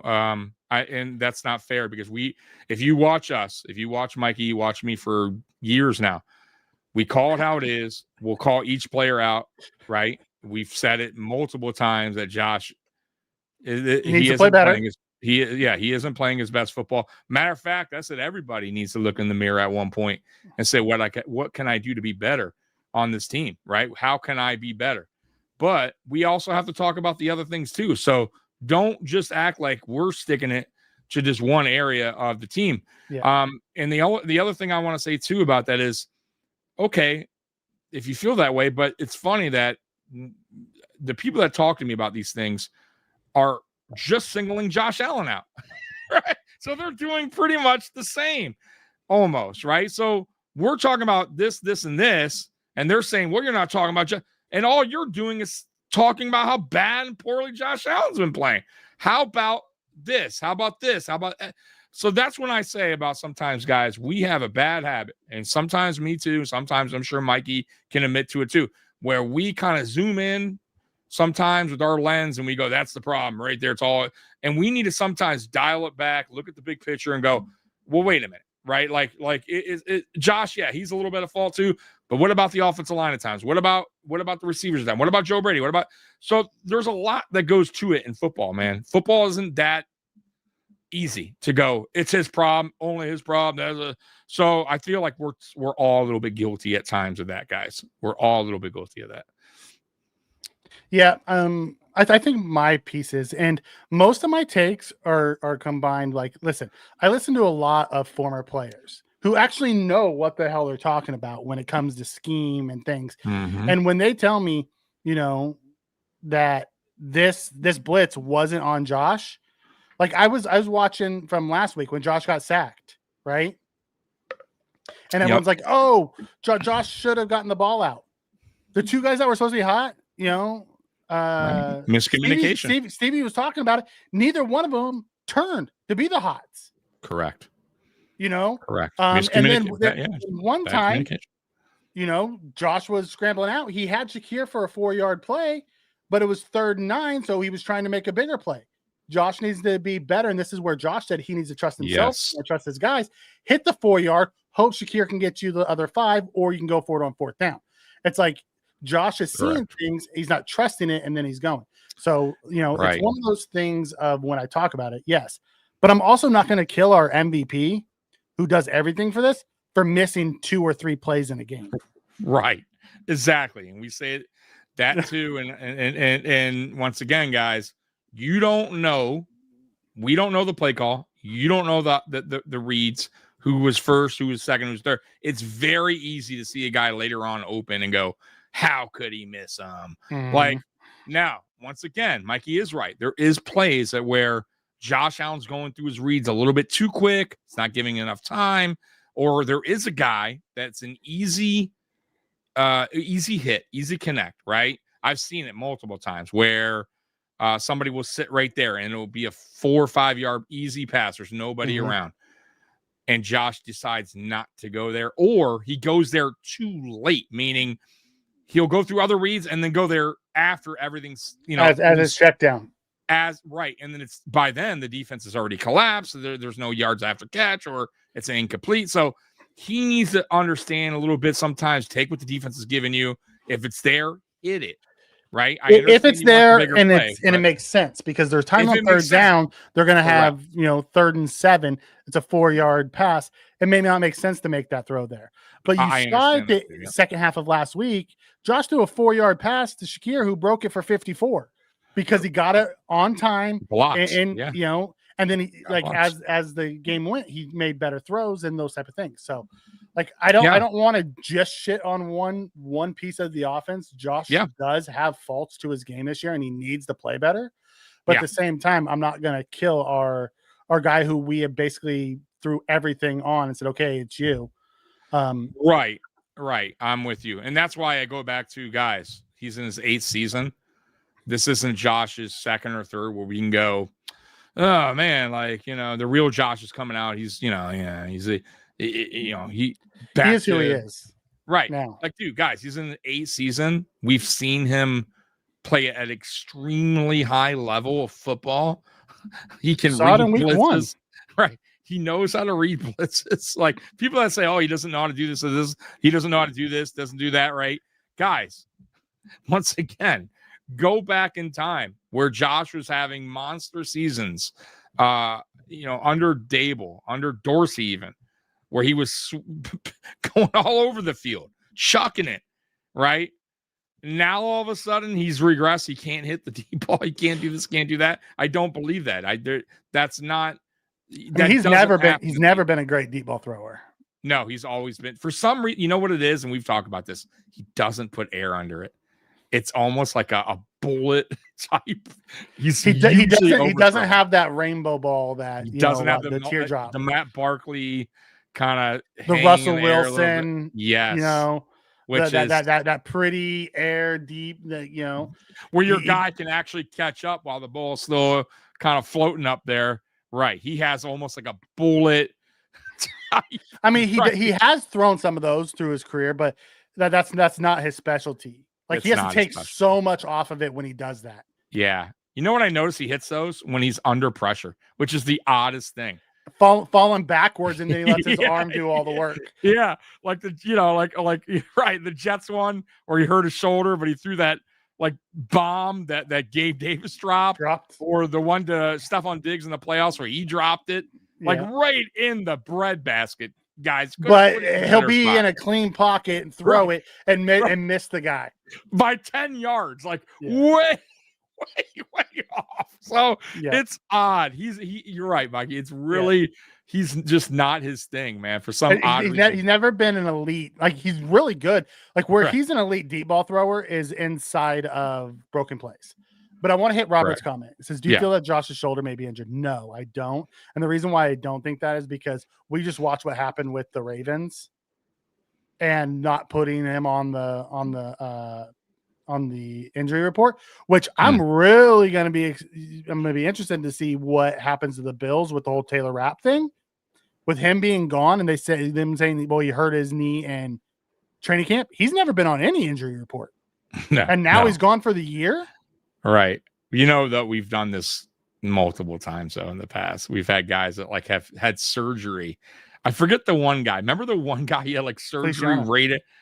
Was it him? Right. And he's like, and then he came out and said it. So it's like, I've been playing with the torn labrum this whole time. Right. Yeah. You're telling me the coach didn't know? Get the fuck out of here. Like, dude, I'm going to tell you right this is the NFL. I don't care about that. I get that. This is every player, guys. And you know, to talk about the Allen. Is Allen hurt? Yeah, he probably is. I'm going to be honest with you. Is he hurt a lot where he can't play? No. He's hurt because he's always getting bumps and bruises, and that's Allen, right? That like he's not, you know, unless it's something crazy, he's not coming out of the game. So, is he playing with some injuries? I'm sure he is. I mean, I'm sure he's bumps and bruises, especially after those back-to-back weeks where he just got his ass beat. Yeah, but is it to the point where Mikey, where we have concern? You know, I don't think so. I'm not. Yeah. I mean, he's not missing any practices at all.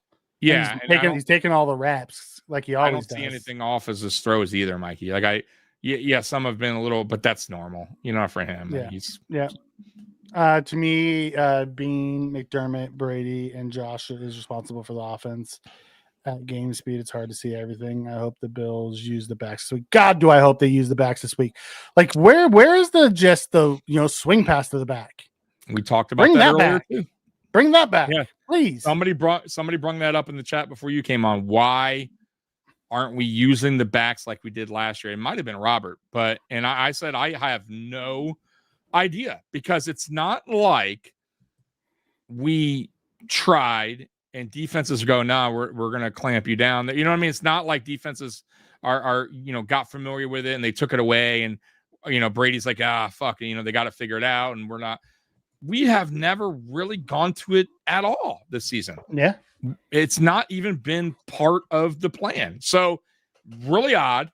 That is odd, because it was effective last year, and we have, by the way, same guys. It's not even like we have different running backs where he's like not trusting them.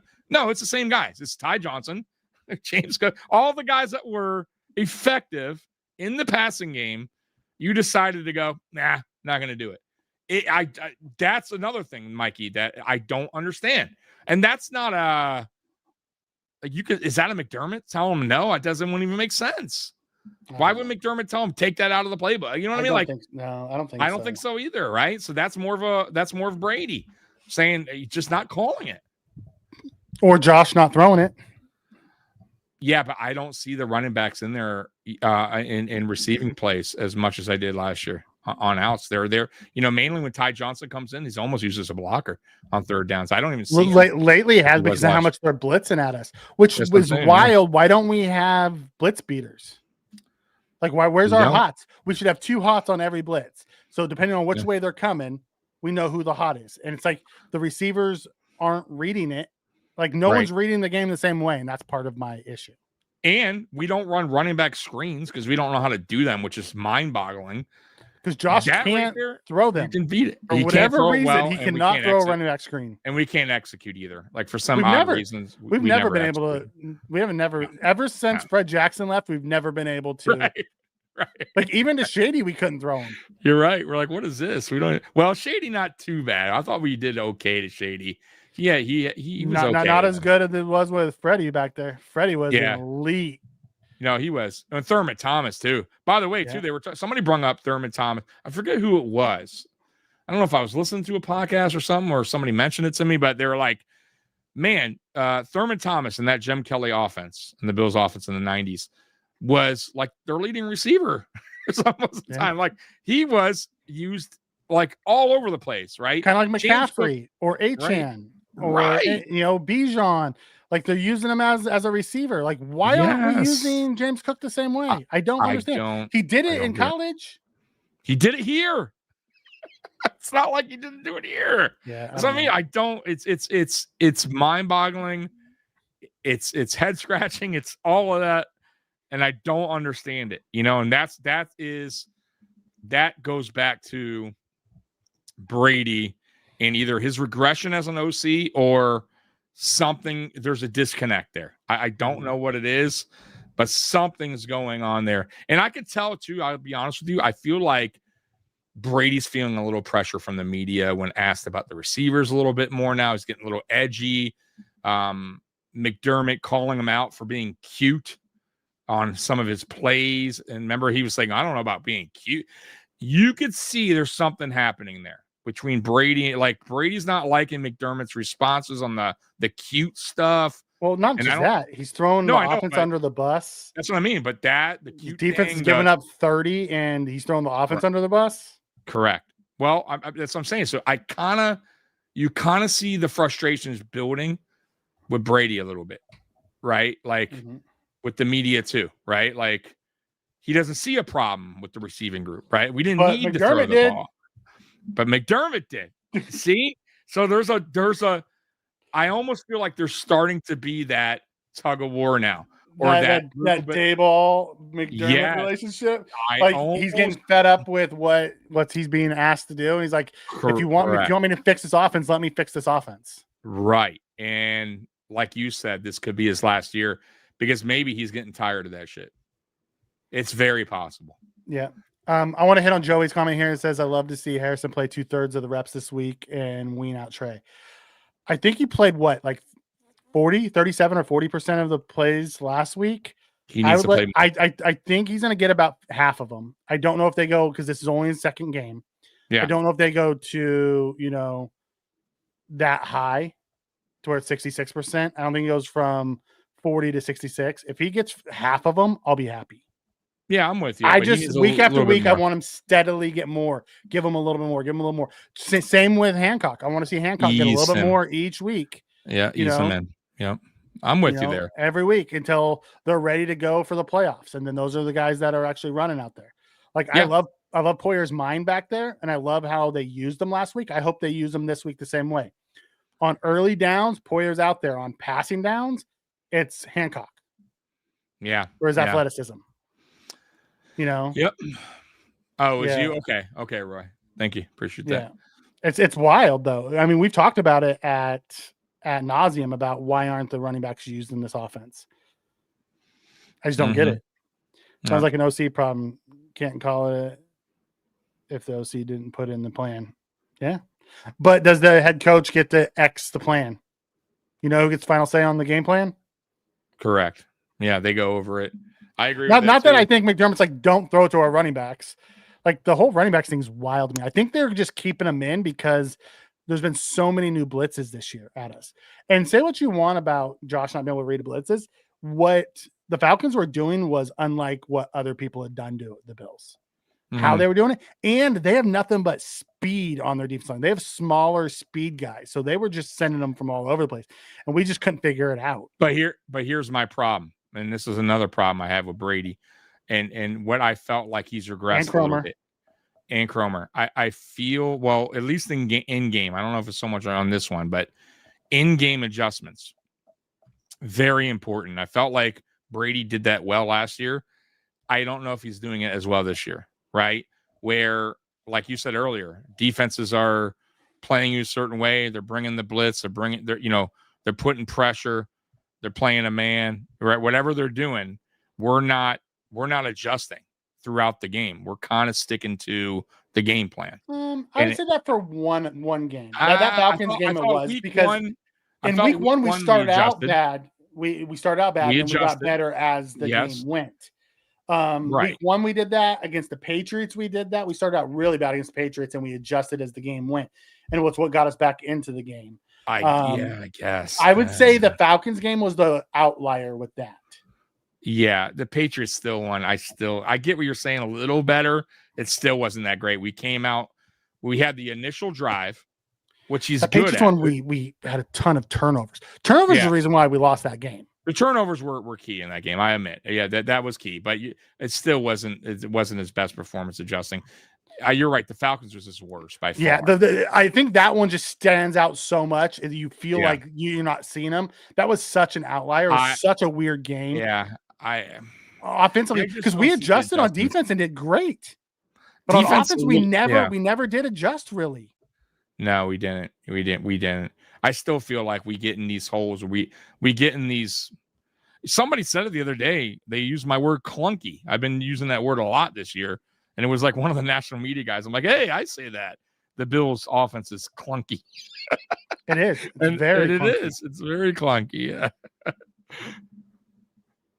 Yeah. Joey said Josh had the hot for Shavers, and Shavers never turned around.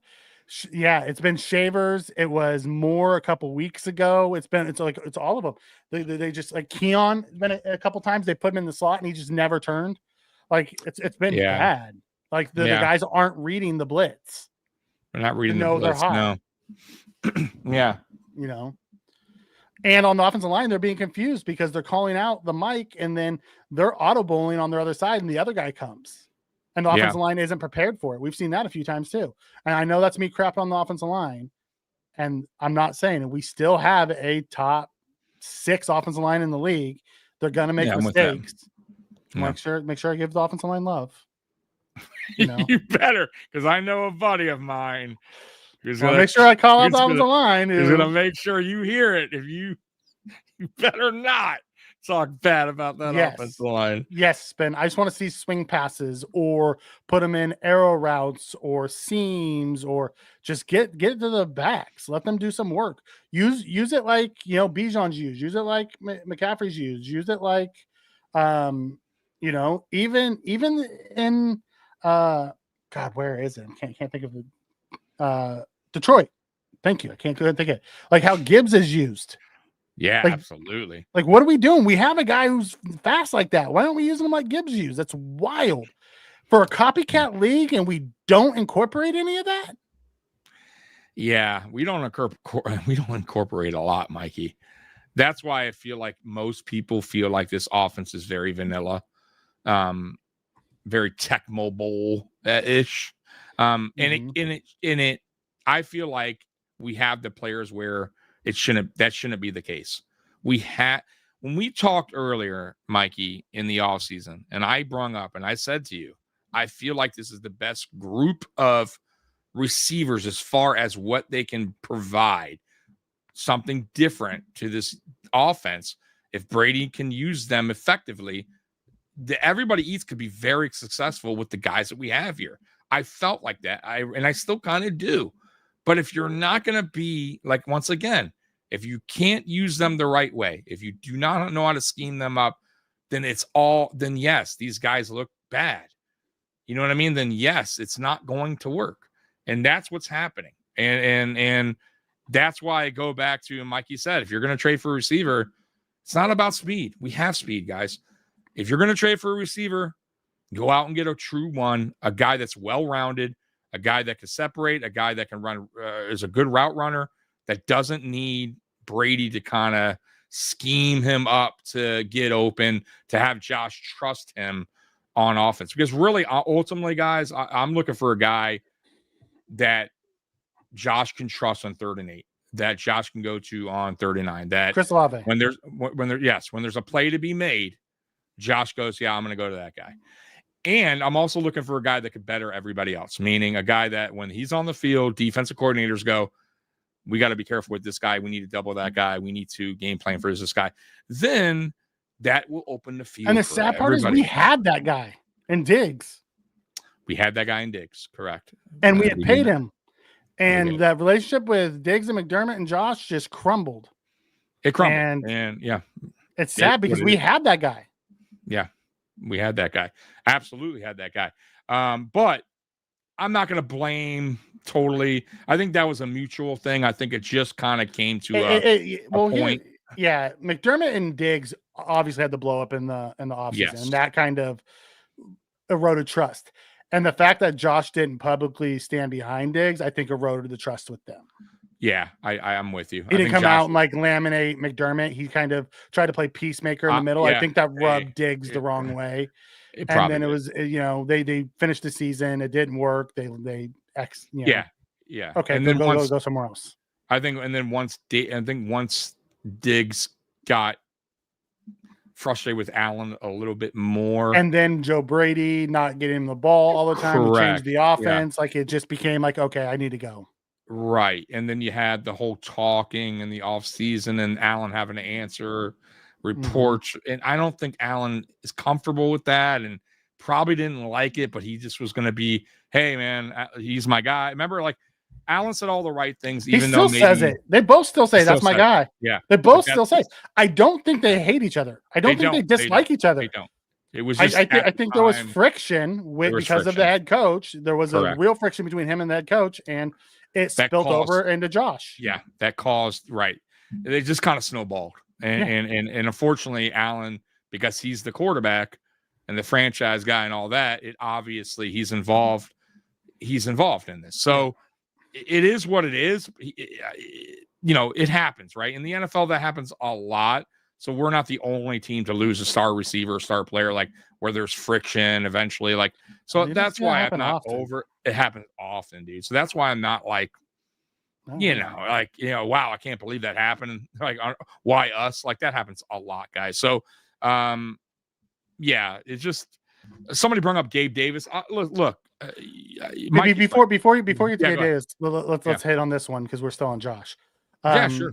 Kevin comes in and asks, let's see how many times Josh audibles kill. Yeah. So every play, there's a run play and a pass play. And Josh picks which play he thinks is best. He killed a shit ton last week because we were running the ball so well. Mm-hmm. We were running the ball.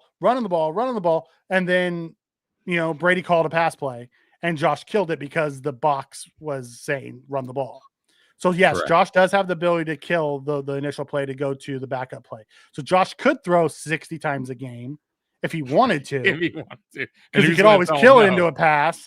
Right. But I also think part of the issue with Josh is they've put him under center so much more this year. He's not a big fan of under center. He likes to be in shotgun so he can survey the defense. I get that as well. And I know he's not comfortable with it. However, I don't think he's not comfortable with that. No, he's not. He's more comfortable in shotgun. Yeah. He can be under center. And I think, honestly, early in his career, he was very uncomfortable with it. And Dable just said, no, I'm going to do what you. No, Dable actually didn't have him do it. Dable said, hey, I think part of it also was the offensive line wasn't good. Well, and Josh having his back to the offensive line in the play action at that just time wasn't a smart move. Yeah. But I think in time, though, as a if you're trying to up your game as a quarterback and be the best, top guy, you have to be able to play both under center and shotgun, because under center on play action, especially play actions and handoffs, are so much more effective because the defense can't see the ball once you turn the back. And shotgun, a play action is pointless. They see it. It's so slow developing. Defensive linemen are tall as shit. It slows down the DNs because they don't know if it's going to be a handoff, if it's going to be a read option, or if it's going to be a pass. Right. That's what the play action does inside of shotgun. Correct. It just shows the DNs down. That's it. Yeah, but under center though, it just totally hides the ball. Under center is where you don't know. You don't know where. It's why his stats are so good in the play action game under center. Correct. So, but once again, if he's not, it's really, for me, I'll be honest with you, whatever works, whatever he's more comfortable with, I don't care as long as we're winning and we're scoring points. You know what I mean? I'm not going to force something on him that he doesn't. You know what I mean? I'm not going to be that coach or that podcaster guy. But like, he has to.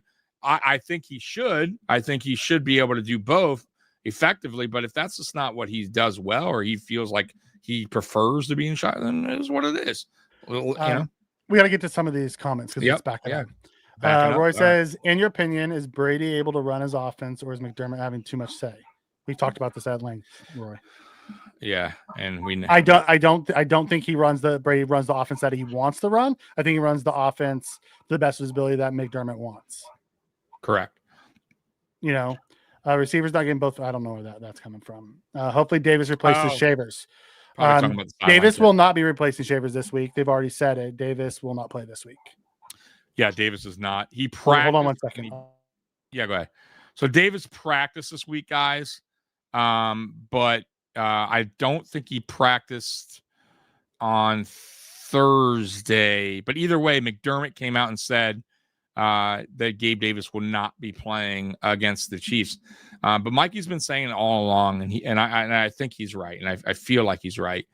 Gabe Davis will be eventually called up, and that was their plan all along.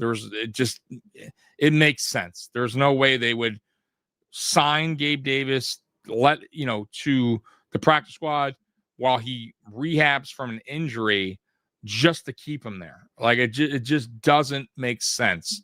You hear Gabe Davis talk to reporters about the familiarity he has with Josh, about the chemistry they had, the 30 plus touchdowns they had together. And there's a reason why, like I said, there's a reason why they signed him. There's a reason why they let him do his rehab here on the practice squad. They're seeing if there's anything left there between him and Josh. And they're going to call him up at some point. And I don't even hate it. I'm going to be honest with you guys.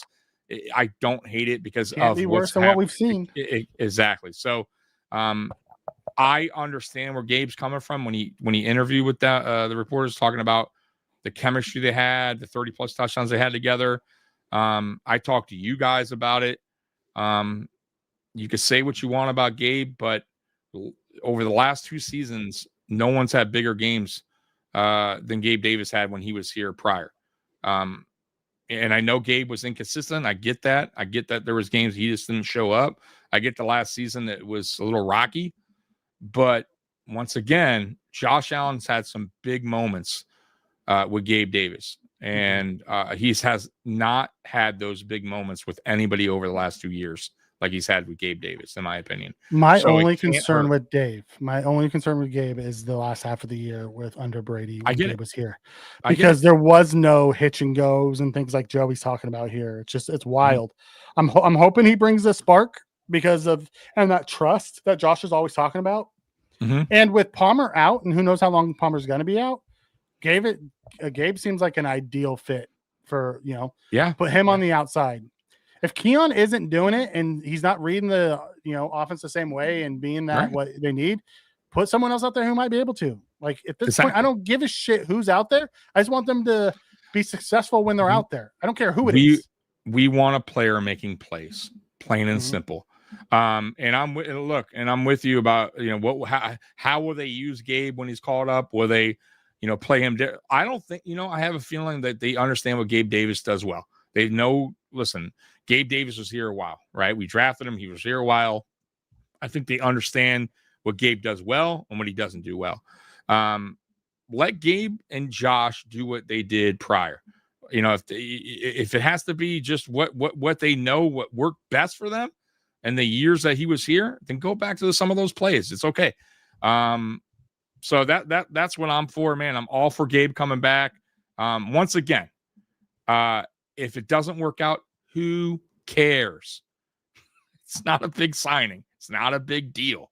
Like Mikey said, it's not working out with anyone else right now anyway. So what is it going to hurt, right? We already got guys like Connaughton, who's not even playing anyway. So him not playing another game, what does that matter? You might as well cut him. I keep saying, Mikey said it. Cut him. Yeah, what is he here for? I've been saying that since training camp. Since the beginning of the year. Before we did our fucking 53. Yeah. We didn't even have him on the 53. It doesn't make sense.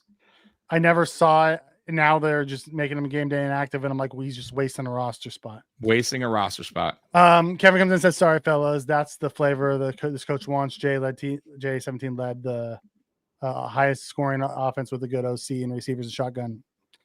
Yeah, I get it, but that also is the reason why McDermott feels like we lost a 13-second game. Not because his defense, it exposed his defense. When you're a high-powered, quick strike offense, it exposes the defense. And McDermott doesn't want that. He's a defensive-minded guy who knows his defense isn't good. Right. He We wants should have us. left it to 1 second. Right. Would 1 second work, McDermott? 13 Yeah. too much. But much I mean, time. it's almost every year it's like that. Every year. I know. It's just a joke. I mean, it's crazy to think that. It's crazy to think that you don't want an offense high-powered, fast scoring, because you don't really truly trust the defense to handle their job, to handle business. It's crazy to think that. That you're ultimately taking away your offensive, what you Your can do in fastball, offense. as he likes to say all the time. Right. Yeah. To because you want to better your defense or help your struggling defense that you still can't figure out, or that you don't trust, I guess, to make stops. Because once again, let's say we're scoring fast and we get up 17-3. Your defense should be able to be fine. Like, our offense should still be scoring at will. Like, that whole slow paced, hope the defense, like, it just doesn't make sense. Like, you know what I mean? Like, our defense, he's so worried about our defense can't get stops, Well, and if you're worried about that, then Mikey, you should be high powered offense then. If Yeah, you cannot, I'm if with you're you on so that. worried about that, you know what I mean? Then put points up, because then it's just going to be a battle to the end. That's fine. I'll take that all day over a slow paced offense. And what happens sometimes, I notice with that, sometimes it works, Mikey. Like last week, great example. We started slow out the gate, right, against the Panthers. Let's be real. We started with 2 field goals. It wasn't the greatest. I think 3, right? Was it 9-0 to begin with? Was it, or 6-0 to begin with? 6-0. Okay, but still started. We still should have had a touchdown, whatever. And then we kind of got going as the game went on. Like, it was a little bit, but if you start off high powered, then what does it matter? Like, just go. Just put the gas pedal down and go. There, you should not have to be slow out the gate, right? And have these slow, methodical drives. Like, I don't agree with all that. Like, that's not. I don't feel like our team's built like that to have these slow and they want it to be like that. Is it built like that? Well, they try to build it like that with the 13 personnel, and they're doing that. I think the issue becomes when you run an offense like that, if you get a false start or a holding. Yeah. They're banking on, let's run it that way. If we get one of those penalties, Josh will bail us out. That's what they're banking on. No, that's a great point. That's what happened last week. We were driving down. We got the false start, pushed us back. It killed the drive. Had to get the field goal.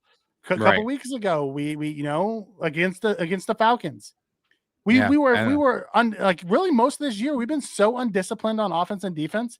On defense, we can't line up on sides. And on offense, it's constant pre-snap penalties. No, that's a great point. So, listen, I get where you're like. I get where McDermott's going, and you're right. If it worked that way, fine. Like, if your defense can do a 7 to 8 minute long drive, touchdown, fine, right? Okay. But to your point, if you're having these drives and they stall out because of a penalty, right, then it's all for naught. It's all for nothing. You just did that for nothing. So, yeah, I'm with you. I just don't know if we're built like that. Once again, we talked about Josh being in the box, and I kind of feel like you said earlier, like McDermott's trying to play people out of position and also force our team to be something that maybe they're not really built to be or comfortable with. And I just don't know if Josh is the guy to be in a system like this. I really don't feel like he is. It's just not him. He's not a Tom Brady, man. It's not what he does. It's what we have. I get it. And it kind of, and the sad part is Patrick Mahomes went through this 2 years ago and into last year. Yeah. Like, we're always 2 years behind what the Chiefs are doing. Right. Have you noticed that? We're always 2 years behind. Yeah. I agree. Cynthia, I would say we're back on track. I still think an eye test is very much a piece of this. From a wins loss standpoint, if we win on Sunday, like, it only matters if you get the win. eye test, absolutely. Like the eye test in week 1 wasn't pretty. Yes, we got the W, but outside the second half of that fourth quarter, or the last, the fourth quarter, it was like it was ugly. It was rough. And Cynthia, to Mikey's point, like obviously we want to win. Win would be I don't know about back on track, but a win would tell me that this team is capable of beating a playoff team, right? Like meaning they can maybe do something in the playoffs, right? They've proven now they can beat a Chiefs team that's a playoff caliber, obviously a Super Bowl caliber type team. They also beat Baltimore. Say what you want about them. That healthy Baltimore team is a playoff caliber team. So that would tell me that, and I would be a little bit more comfortable with this team moving forward, knowing that they've proven that they could do that. But even in a loss, if it's a dog fight, we lose by a couple points, that still would tell me, okay, they can hang with the big dogs. If they get blown out, then I would say we're not back on track and there's problems. Because we're very rarely, like I said earlier, do we get blown out by one, anybody, and two, the Chiefs. We're always in a battle down to the last 5 minutes. So I just want to see this team have fight, obviously get the win, but they got to show me something here. I still think there should be moves made regardless if we win or lose this game. I still think we need some help. Question is, will Bean pull the trigger, and what will Bean pull the trigger on? Right, Mikey kind of thinks it won't be a receiver, but might be a different. I don't think he's going to pull the trigger on anything, or it might be nothing. I think he pulls the trigger because he's done it 2 seasons in a row, and I don't know why he wouldn't do it here if he's done it 2 in a row. I feel like this season is more, for me, the offense is even clunkier than it was last year when we made a move. So I do believe that he's calling around, but he's a tough negotiator. I don't want him to? Who knows? Yeah, go ahead. Because I don't think any of those elite receivers that we want are going to be available, and it's going to be like a Shaheed. And I don't see him being a difference maker. I really don't. Right. And his name's being thrown out there a lot, which I hate seeing, because I'm with you. He's the least of my favorites. Or Myers. I don't need any more 2s and 3s and 4s on this team. Yeah. No, we have a roster full of them. So for me, Mikey, if you make a trade, regardless of what position, I don't care. I told you this earlier. Like, the radio station out here said it the best. I could give a fuck if it's a pitcher or a batter. Give me a difference maker. Doesn't matter. And the guy was like, hey, I wanted a pitcher. You want it. Doesn't fucking matter. If you made a trade, make it count. Whatever position it is. And that's all I want. So if you're going to do it and you're going to pull the trigger, make it count. Make it somebody that can move the needle a little bit and it can help this team. Don't do it just to bring in like a Shaheed that's just going to be on the roster and another fucking Elijah Moore. Like, who's going to be gone at the end of the year? We're going to give up a third or fourth. We're going to be gone at the end of the year, and he's not going to make a difference. Yeah, exactly. Tailgater, honestly, I don't think it's our defense that needs to show up to make this a close game. I think it's our offense. Our passing game needs to show up. Yes. If our passing game doesn't show up, we only have the run game, and let's be honest, Spags will dial something up to stop it, and then we're screwed. Like, I feel like we're better off if our offense is going than our defense. Like, the whole season. I'm going to be real. Mikey is absolutely right and hit the nail on the head. Now, look, what we saw last week, was that an improvement? Yes, but I'm not going to get overly excited. It was the Panthers, and it was half those guys are not playing this week. Right. And it was slow ass Andy Dalton. I love the dude, but he's a statue. Okay. And I'm not discrediting what our defense did. I'm happy for them. Pat I like half of those sacks. Yeah, I like what I saw from Hoyt and all that, but I still, until I see more proof that this defense can continue to be playing like that, then I am all for the offense. The offense is what's going to make this team go. Meaning in the playoffs, that's the only way this team's going to have any success. So, Tailgater, it's not going to be about the defense. It's all about the offense in this game. If the offense doesn't get out of the funk or can't figure things out, it's going to be an ugly game. And not even the offense, the passing offense, because the run offense has been good.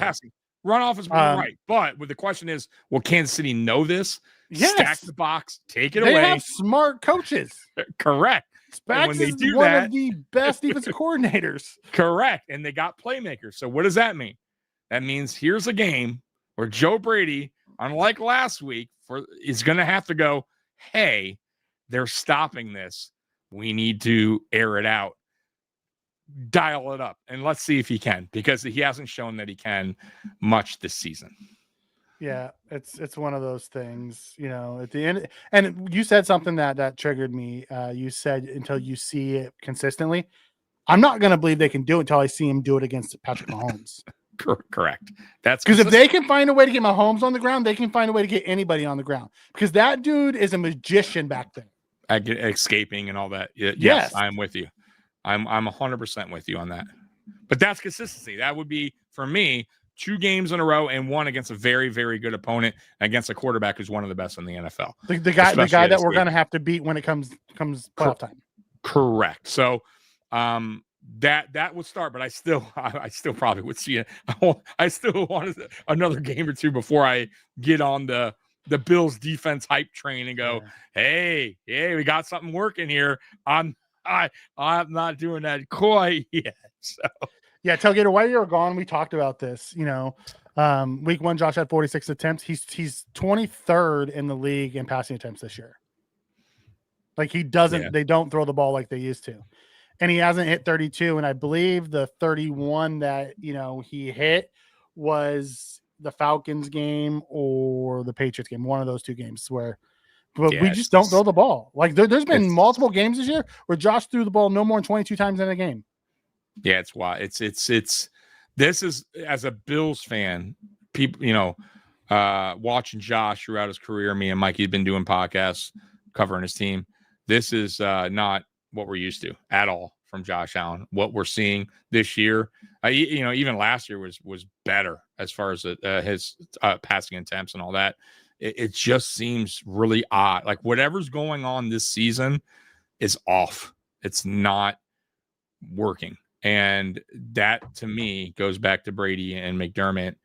You need to figure that shit out, because it's not. I get that James Cook's having a great year. I love it. Right. I love that he's, playing above his contract. He's proven me wrong and a lot of people wrong that, didn't think he was worth the contract. I'm glad for that. But there is going to be games where we need to rely on Josh Allen in this passing game and the receivers. And if you can't get that going, no matter how great James Cook is, it's not going to work. Look at the Super Bowl, right? Great example. For as good as Saquon Barkley was, the Chiefs had a plan. The plan was to stop Saquon Barkley and make Jalen beat him. Make Jalen beat him. And guess what? It happened. He did. But let's also be real. That defensive line is the reason why they won. That defense is the reason why they won that Super Bowl. Oh, I agree. But the Philly offense, I'm just saying. The Philly offense was really good and was just rolling because they kept having the ball back. But they also executed. I would also love to see what would have happened if that defense wasn't as good and Pat got to go out and beat Pat. True. Pat was under duress the entire game. He had less than 3 seconds to get the ball out, or he got hit. It was bad. But I guess my point being, though, if you don't have the counter attack, good defenses will hone in and stop and at least go, hey, we got to pick one or the other. We got to really go out. James Cook is now becoming that guy. When we talk about Saquon Barkley, when we talk about Derrick Henry, we talk about the Jonathan Taylor. Cook is in that category now of elite type running backs that defensive coordinators, defenses game plan for, right? If we don't have a counter to that and defenses collapse the pocket and they contain James Cook, we're in trouble. And that's where I think my concern is. It's been my concern. And I don't know if Brady really quite understands that from his comments he made the other week. Well, we're going to find out on Sunday. We will. Absolutely, we will. At 4:35, one or 4:25 and 1:25 my time. We're going to find out real quick because you know what? Spags is going to lock up that run game and figure out if that pass game can beat him.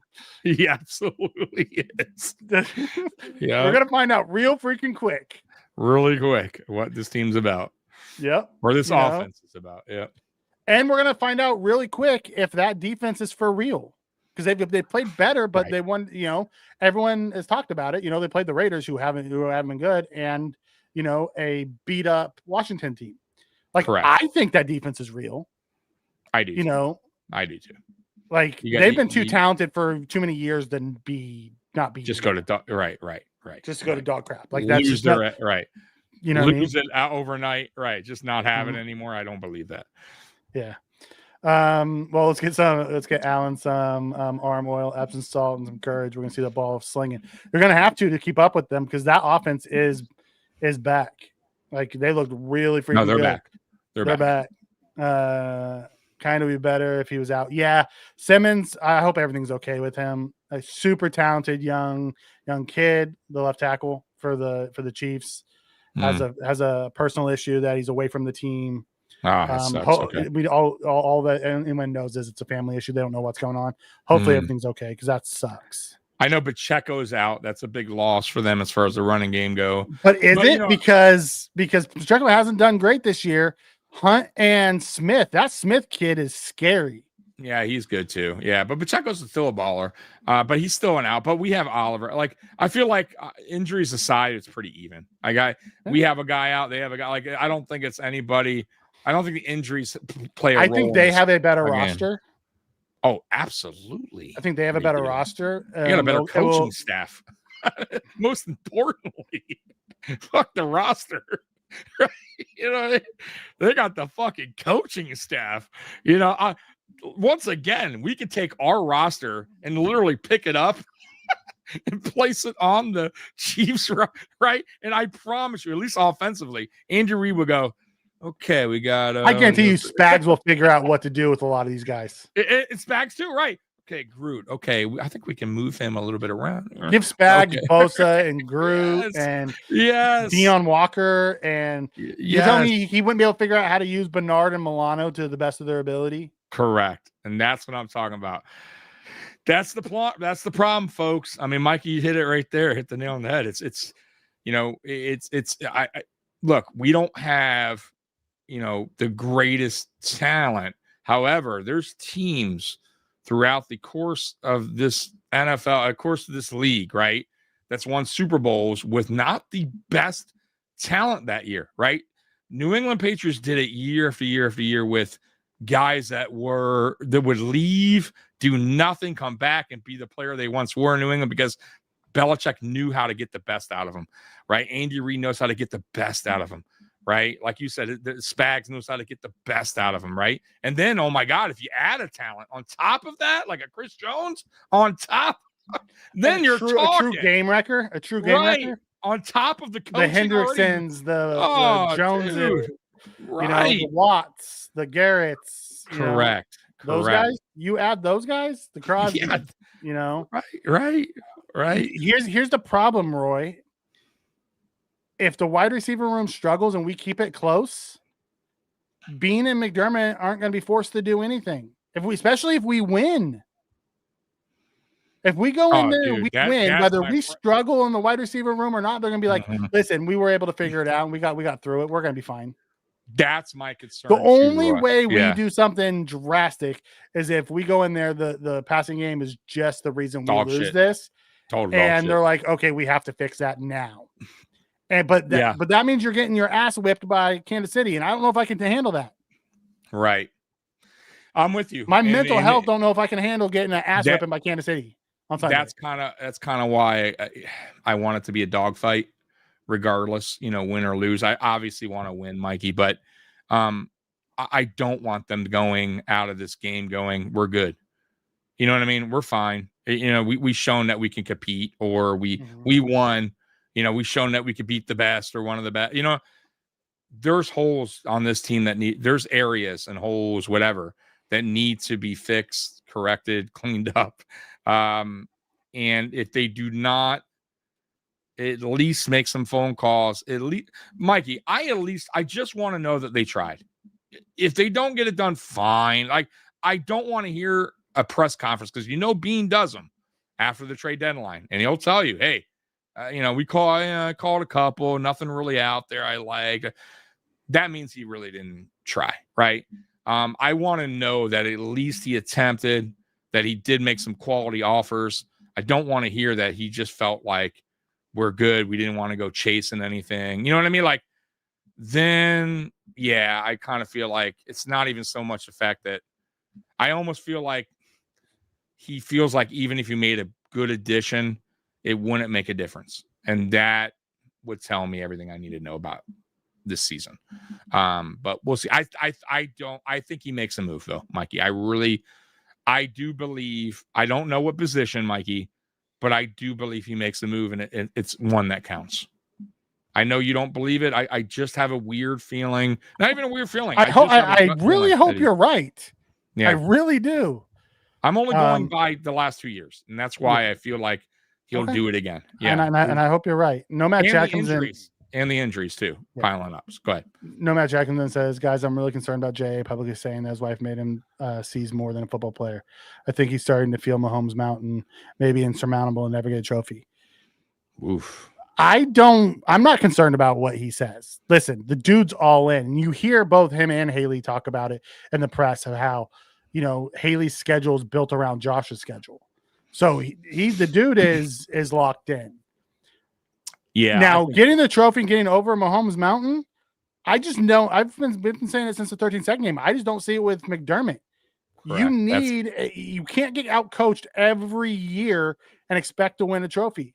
That's been mine and Tommy's biggest takeaway is we're going to waste Josh because we refuse to try to upgrade because people are scared of, what happens if we go back to the 17-year drought.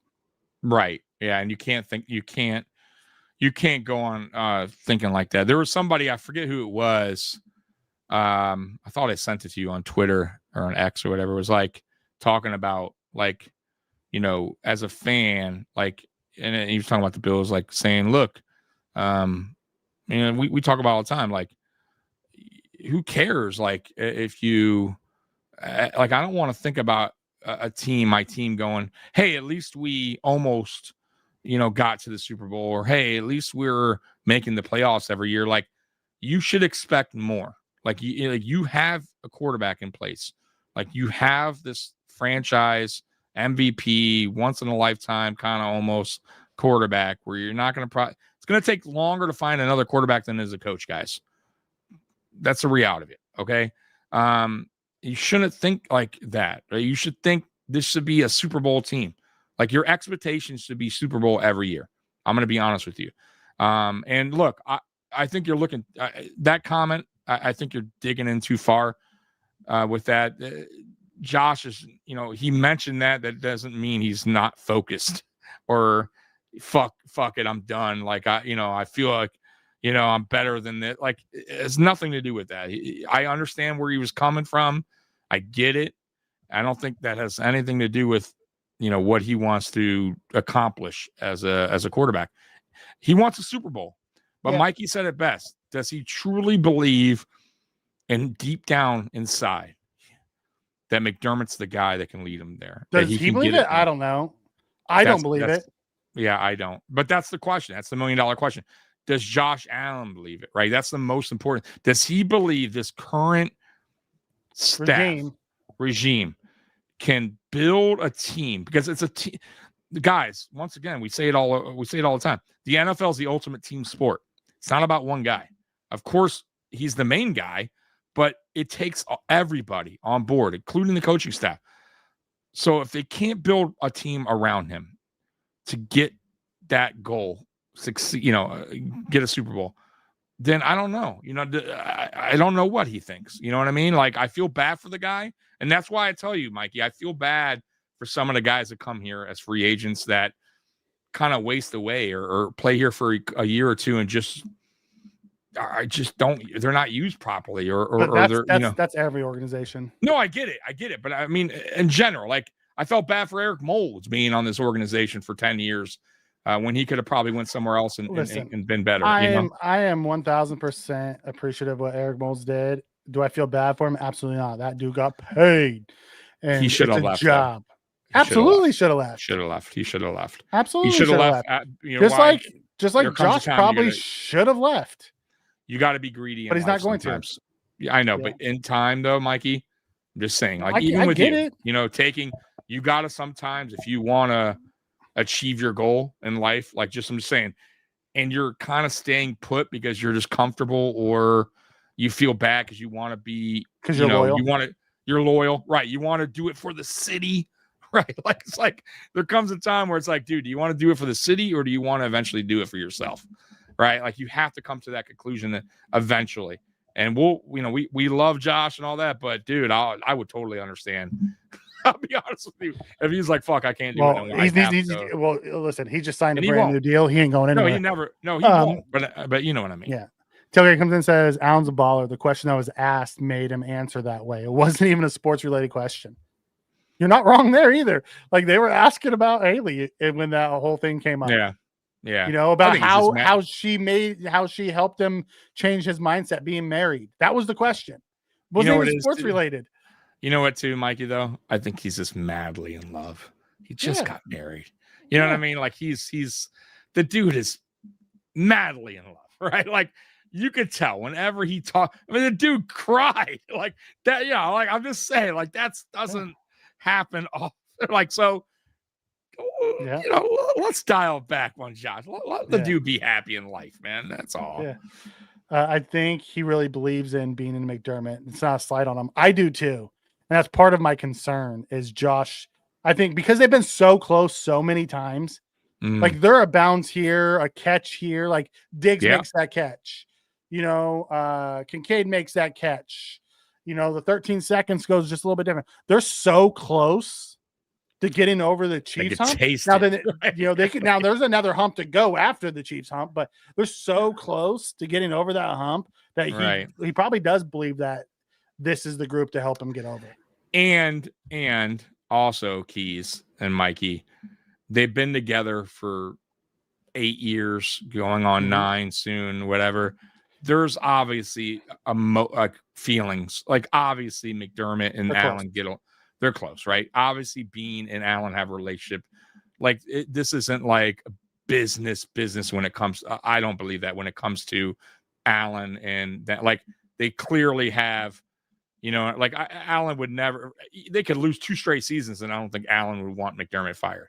You know what I mean? Like also, now, I will say this though: if they did fire him, just like when they fired Dorsey and Allen felt bad, I don't think Allen would move on. Meaning. A coach come in here and he'd be all for it too. Like that's what you know what I mean? Because he did it with Dorsey. Yeah. Remember, he was all upset about Dorsey, but Brady came and he's like, Brady's my guy. He's like, okay. Like you have to remember these are the guys also the first real set of people who chose him. Correct. You have to remember Josh was always, had to like always fight his way into like they chose him in the first round. Good point. Yeah, good point too. It's the first group that and there was a lot of talk. In him. And there was talk prior, remember, and the whole tweeting thing. Remember, he had some kind of whatever, and like that whole thing. And there was critics about his accuracy. So once again, when we talk about Allen coming out of the draft, and I hate when people are like, "Oh, it was an easy decision for Brandon B." No, it really wasn't. Like, let's be real, guys. Like, don't lie. Like, there was a ton of Bills Mafia out there going, God, no, I do not want Josh Allen, Josh Rosen, or Sam. Don't lie. There was a ton of you out there. Right? So many wanted Josh Rosen. Yes. Why? Because you guys were going on what you heard and what, bad percent. He'll never be above 55%, 50%. He's a turnover machine, blah, blah, blah, blah, blah, blah. Yeah, that was pre-talking head, people knowing that they're just talking heads too. Yeah. Like since then, like so many people don't listen to those media sources anymore like they used to. Correct. Like Correct. they were the end all be all. They were the gospel. When they said something, people believed what they were saying. Now they're just like clickbait machines.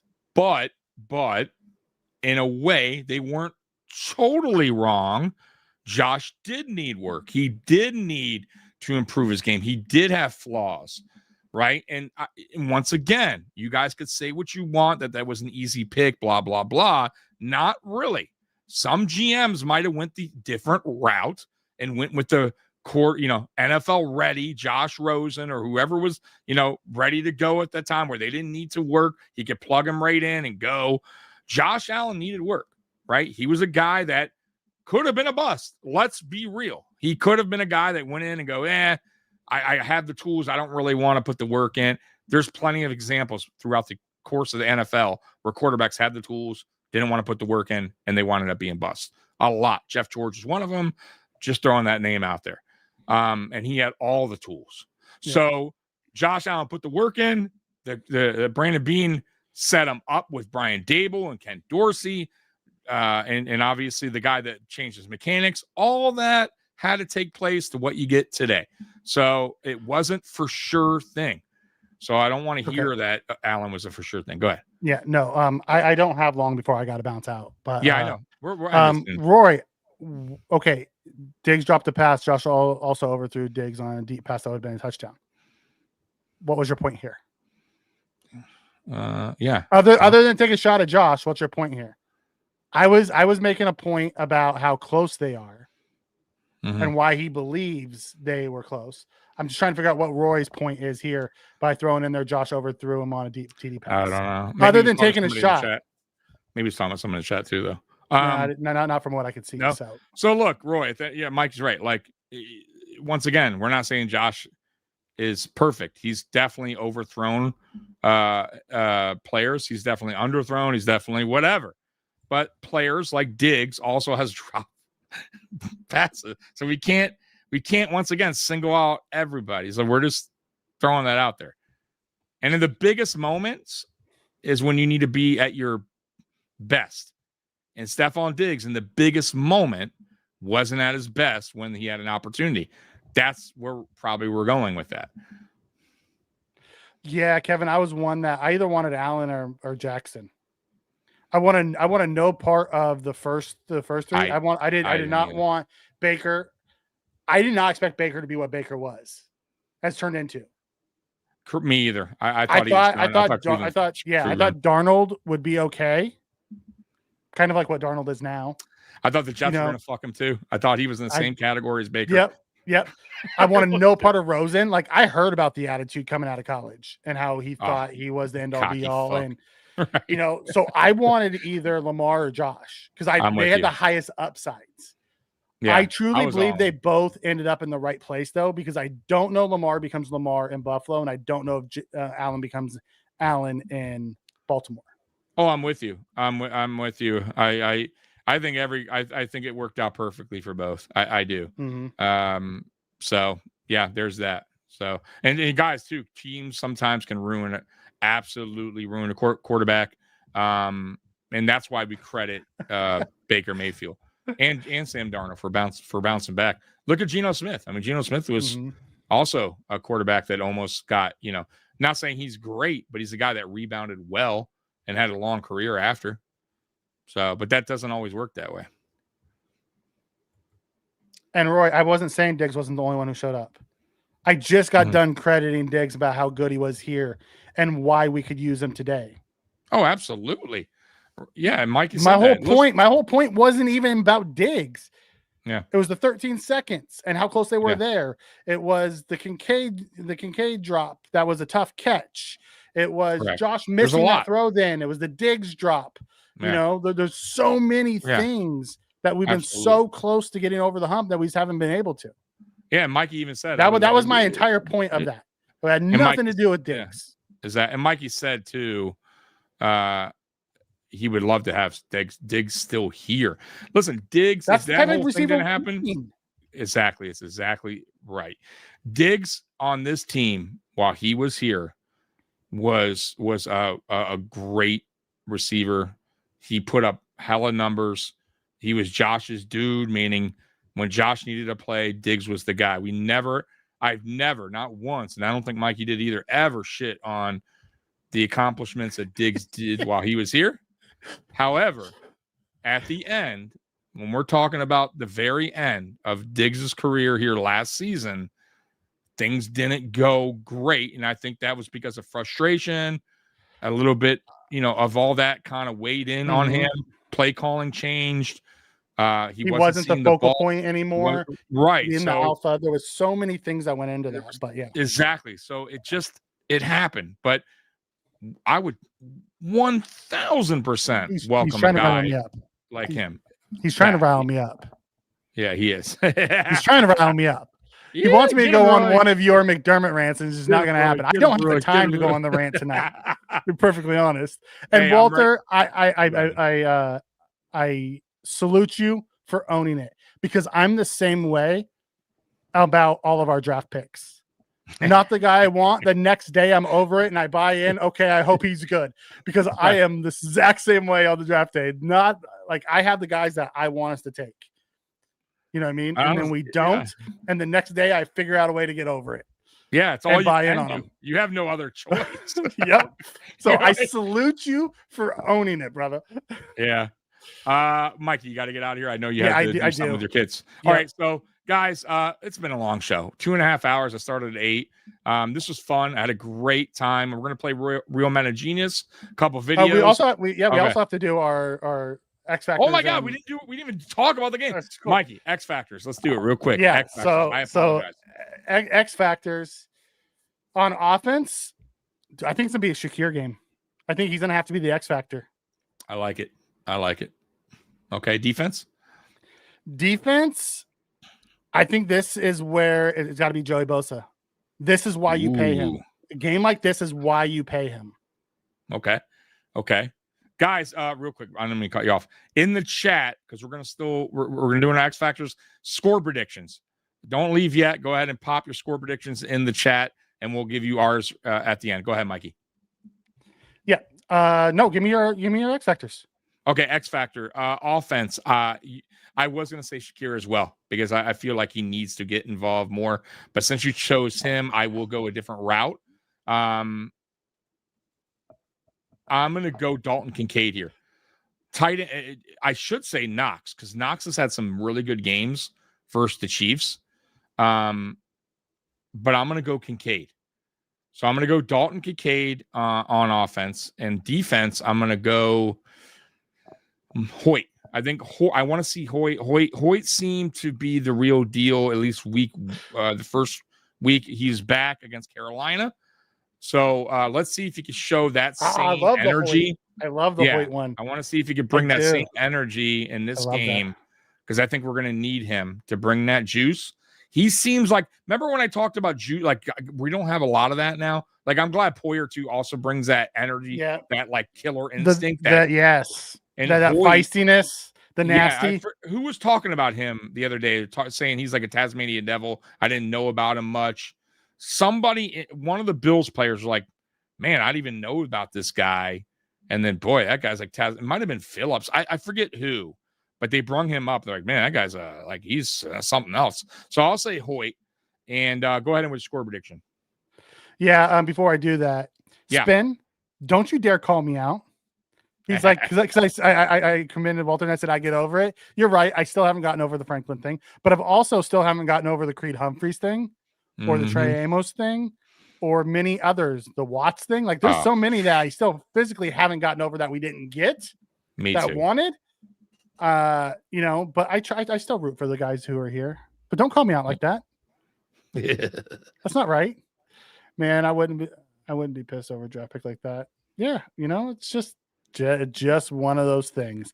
Please, Kincaid, show up. We have 35-24, but he doesn't say who. Yeah, Spin, you gotta let us know, man. We have 33-14. Whoa. Ooh. Jeez, Tailgater thinks they're gonna come in and just mollywop us. Yeah, he's feeling it. I don't blame him. Y'all 37-27 Bills. Okay. Yeah, I wish Diggs like he wanted to torch us. That'd be great. But D-line needs to be dominant. Sorry, 34-20. KC, I will tell you. I said it at the beginning of the year. This is the game I had us losing. I remember that. I still have us losing this game. I don't. I have it Go ahead. 31-24 KC. Oh, God. Okay, I have it totally different. I think we match up very well when we play them. Like, at least we not match up well. I think we play them very well. I think there's just always that type of. It's like a heavyweight showdown, man. You know how they have these like sequels and the trilogy.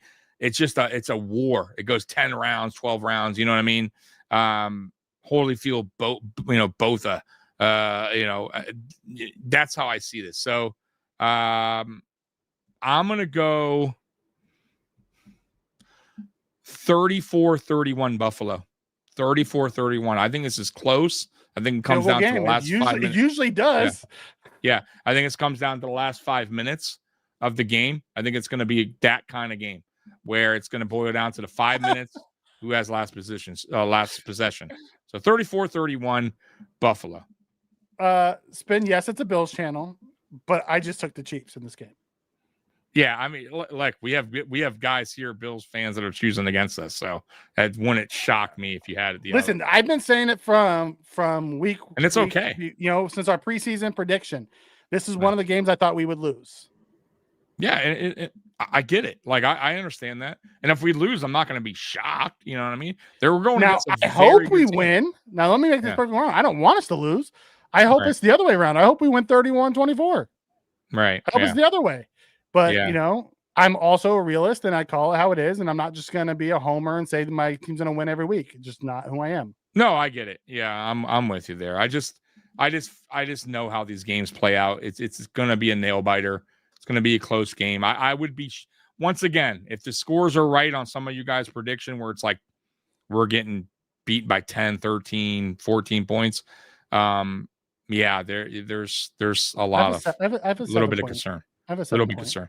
I know, but I'm talking about some people in the chat. It's going to be a close game, and they're going to score a late touchdown to win it. And that's fine. I'm talking about the chat. Some people have it like. I'll even take it 27-24. I just have to listen. Andy Reid spanks Sean McDermott constantly, and every year we come into the regular season game, Andy Reid doesn't run a normal game plan against them because they're usually so far ahead in the standings. This year, I don't believe they have that luxury. That's because now how bad they started, he's gonna have to actually bring his best. Yes, and I think it's gonna be different. But I also feel like we bring our best too. You get what I'm saying? Okay, so I would feel more confident if I knew our passing game was on point. I have no idea what our passing game is bringing this week. But you can't. I will say this, and you and people in the chat, you can't deny or you can't argue the fact that the Bills, when they usually play the Chiefs, they bring their best, and so does Kansas City, and that's why I disagree with some of your guys' score predictions where it's a little lopsided. Mm-hmm. Like I said, if it's lopsided, usually a one-score game. If it's lopsided, Mikey, then there's some major unless it's lopsided the other problems. Way. Yeah, then I would say, well, I don't know what the fuck happened to us, but whew, thank God for the bye week. So, anyways, let's get to the real men of genius so Mikey can get out of here. He has some Halloween stuff to do. We've been on here, 2 hours and 40 minutes. We gave you guys a good show tonight. Yeah, I came in about 40 minutes in. So we've been in for about 2 hours. Appreciate you guys rocking with us tonight. I'll be back tomorrow at Saturday. You're right, Tailgater. Yep. Sorry, didn't mean to cut you off. Sorry. That's okay. I'll be back tomorrow, Saturday at noon, AFC East Shakedown. You don't want to miss that because Curtis will be on. He'll be talking about his Miami Dolphins, the firing of Chris Greer, and obviously what happened on Thursday Night Football with them getting whooped up by the Ravens. So there's a lot to be talked about on that AFC East Shakedown show. So 12 o'clock, you don't want to miss that. It's going to be a fun show. All right, Real Men of Genius, let's get to it. Tailgater, while you're loading that up, Tailgater, we're here right after the game too. If you want to come in, whether it's a win or a loss, come in, just say good game, and then we can bounce out. If you go watch your shows, you're always welcome. Exactly. Everyone's welcome pretty much, man. All right, here we go. Well, I like the Tailgater, G-Pick. There's a few really good Chief fans who come in here that don't troll, that actually want to talk ball. And I enjoy that. Yeah, we've got Weston. And we had Dolphin fans in here that are pretty cool. Mm-hmm. Like we don't get a lot of assholes in here. I mean, when we do, they're mostly Vikings fans. Yeah, they were the worst, which is odd because they're the nicest. Or Miami. people. We got some Miami fans in here. We have some Lions fans. I was very disappointed with Detroit fans the way they acted. And then we won, and they didn't show back up. They never showed back up. Terrible. We had some Panther fans. Didn't we have a Panther fan last week who was in here? Pounding, he never came back? He must have wrote that a million times. I'm like, all right, dude. We're smacking you. We're smacking you. And then we smacked them, and he never came back. Yeah, never came back.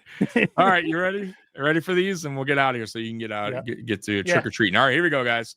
Real Men of Genius. Here we go. Bud Light presents Real Men of Genius. Real Men of Genius. Today we salute you, Mr. Holiday Gift Regifter Guy. Mr. Holiday Gift Regifter Guy. You understand the holidays aren't about receiving, but giving. And you give and give until every lame gift stored in your attic is gone. Ignore the cobwebs. A ceramic singing cookie jar. I love it. And more importantly, when I pawn it off on my secretary, she'll love it too. Thank you, Mr. Johnson. It's all worth it when you see the looks on their faces. Looks that say, how can I politely throw this back into the trash can it came from? Smells kind of funny. So crack open an ice cold Bud Light, Mr. Holiday Gift Regifter Guy. When it's the thought that counts, we count on you. Mr. Holiday Gift Regifter Bud Light beer. Guy. Have you ever done that? Have you ever regifted, Mikey? Be honest. Of course. Mikey, of course. I'm never going to use this fucking this absolutely dispenser. Like, I've never regifted to like someone close to me, but I've regifted to like, family members. We're going to like a family thing, and we're like, okay, what do we got to bring? Okay, we'll bring this. Oh my god! Absolutely. Haven't you?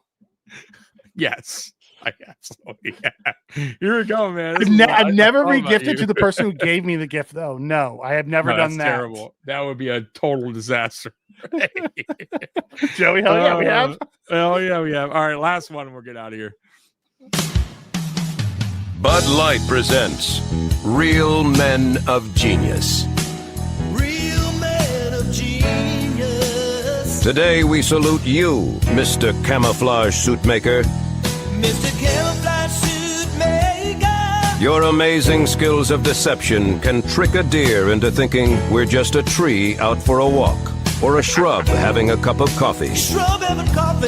Tirelessly you perfect your artistry. The squiggly black line, the blob, the slightly larger blob, all in spectacular shades of green. Green, green, and green. Thanks to you, we look fabulous in or out of the forest, with a suit that can be easily accessorized with face paint and a few twigs. Dressed to kill. So crack open an ice-cold Bud Light, Mr. Camouflage Suit Maker, because when it comes to blending in, you really stand out. Mr. Camouflage Suit Maker. Bud Light beer.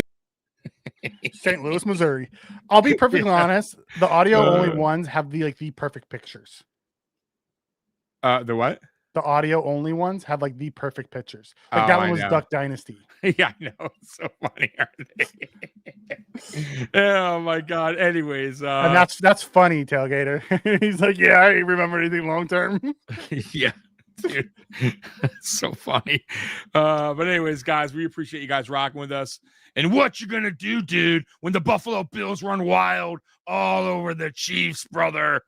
Oh, God, I hope you're right. Yeah. For my mental health, I hope you're right. Yeah.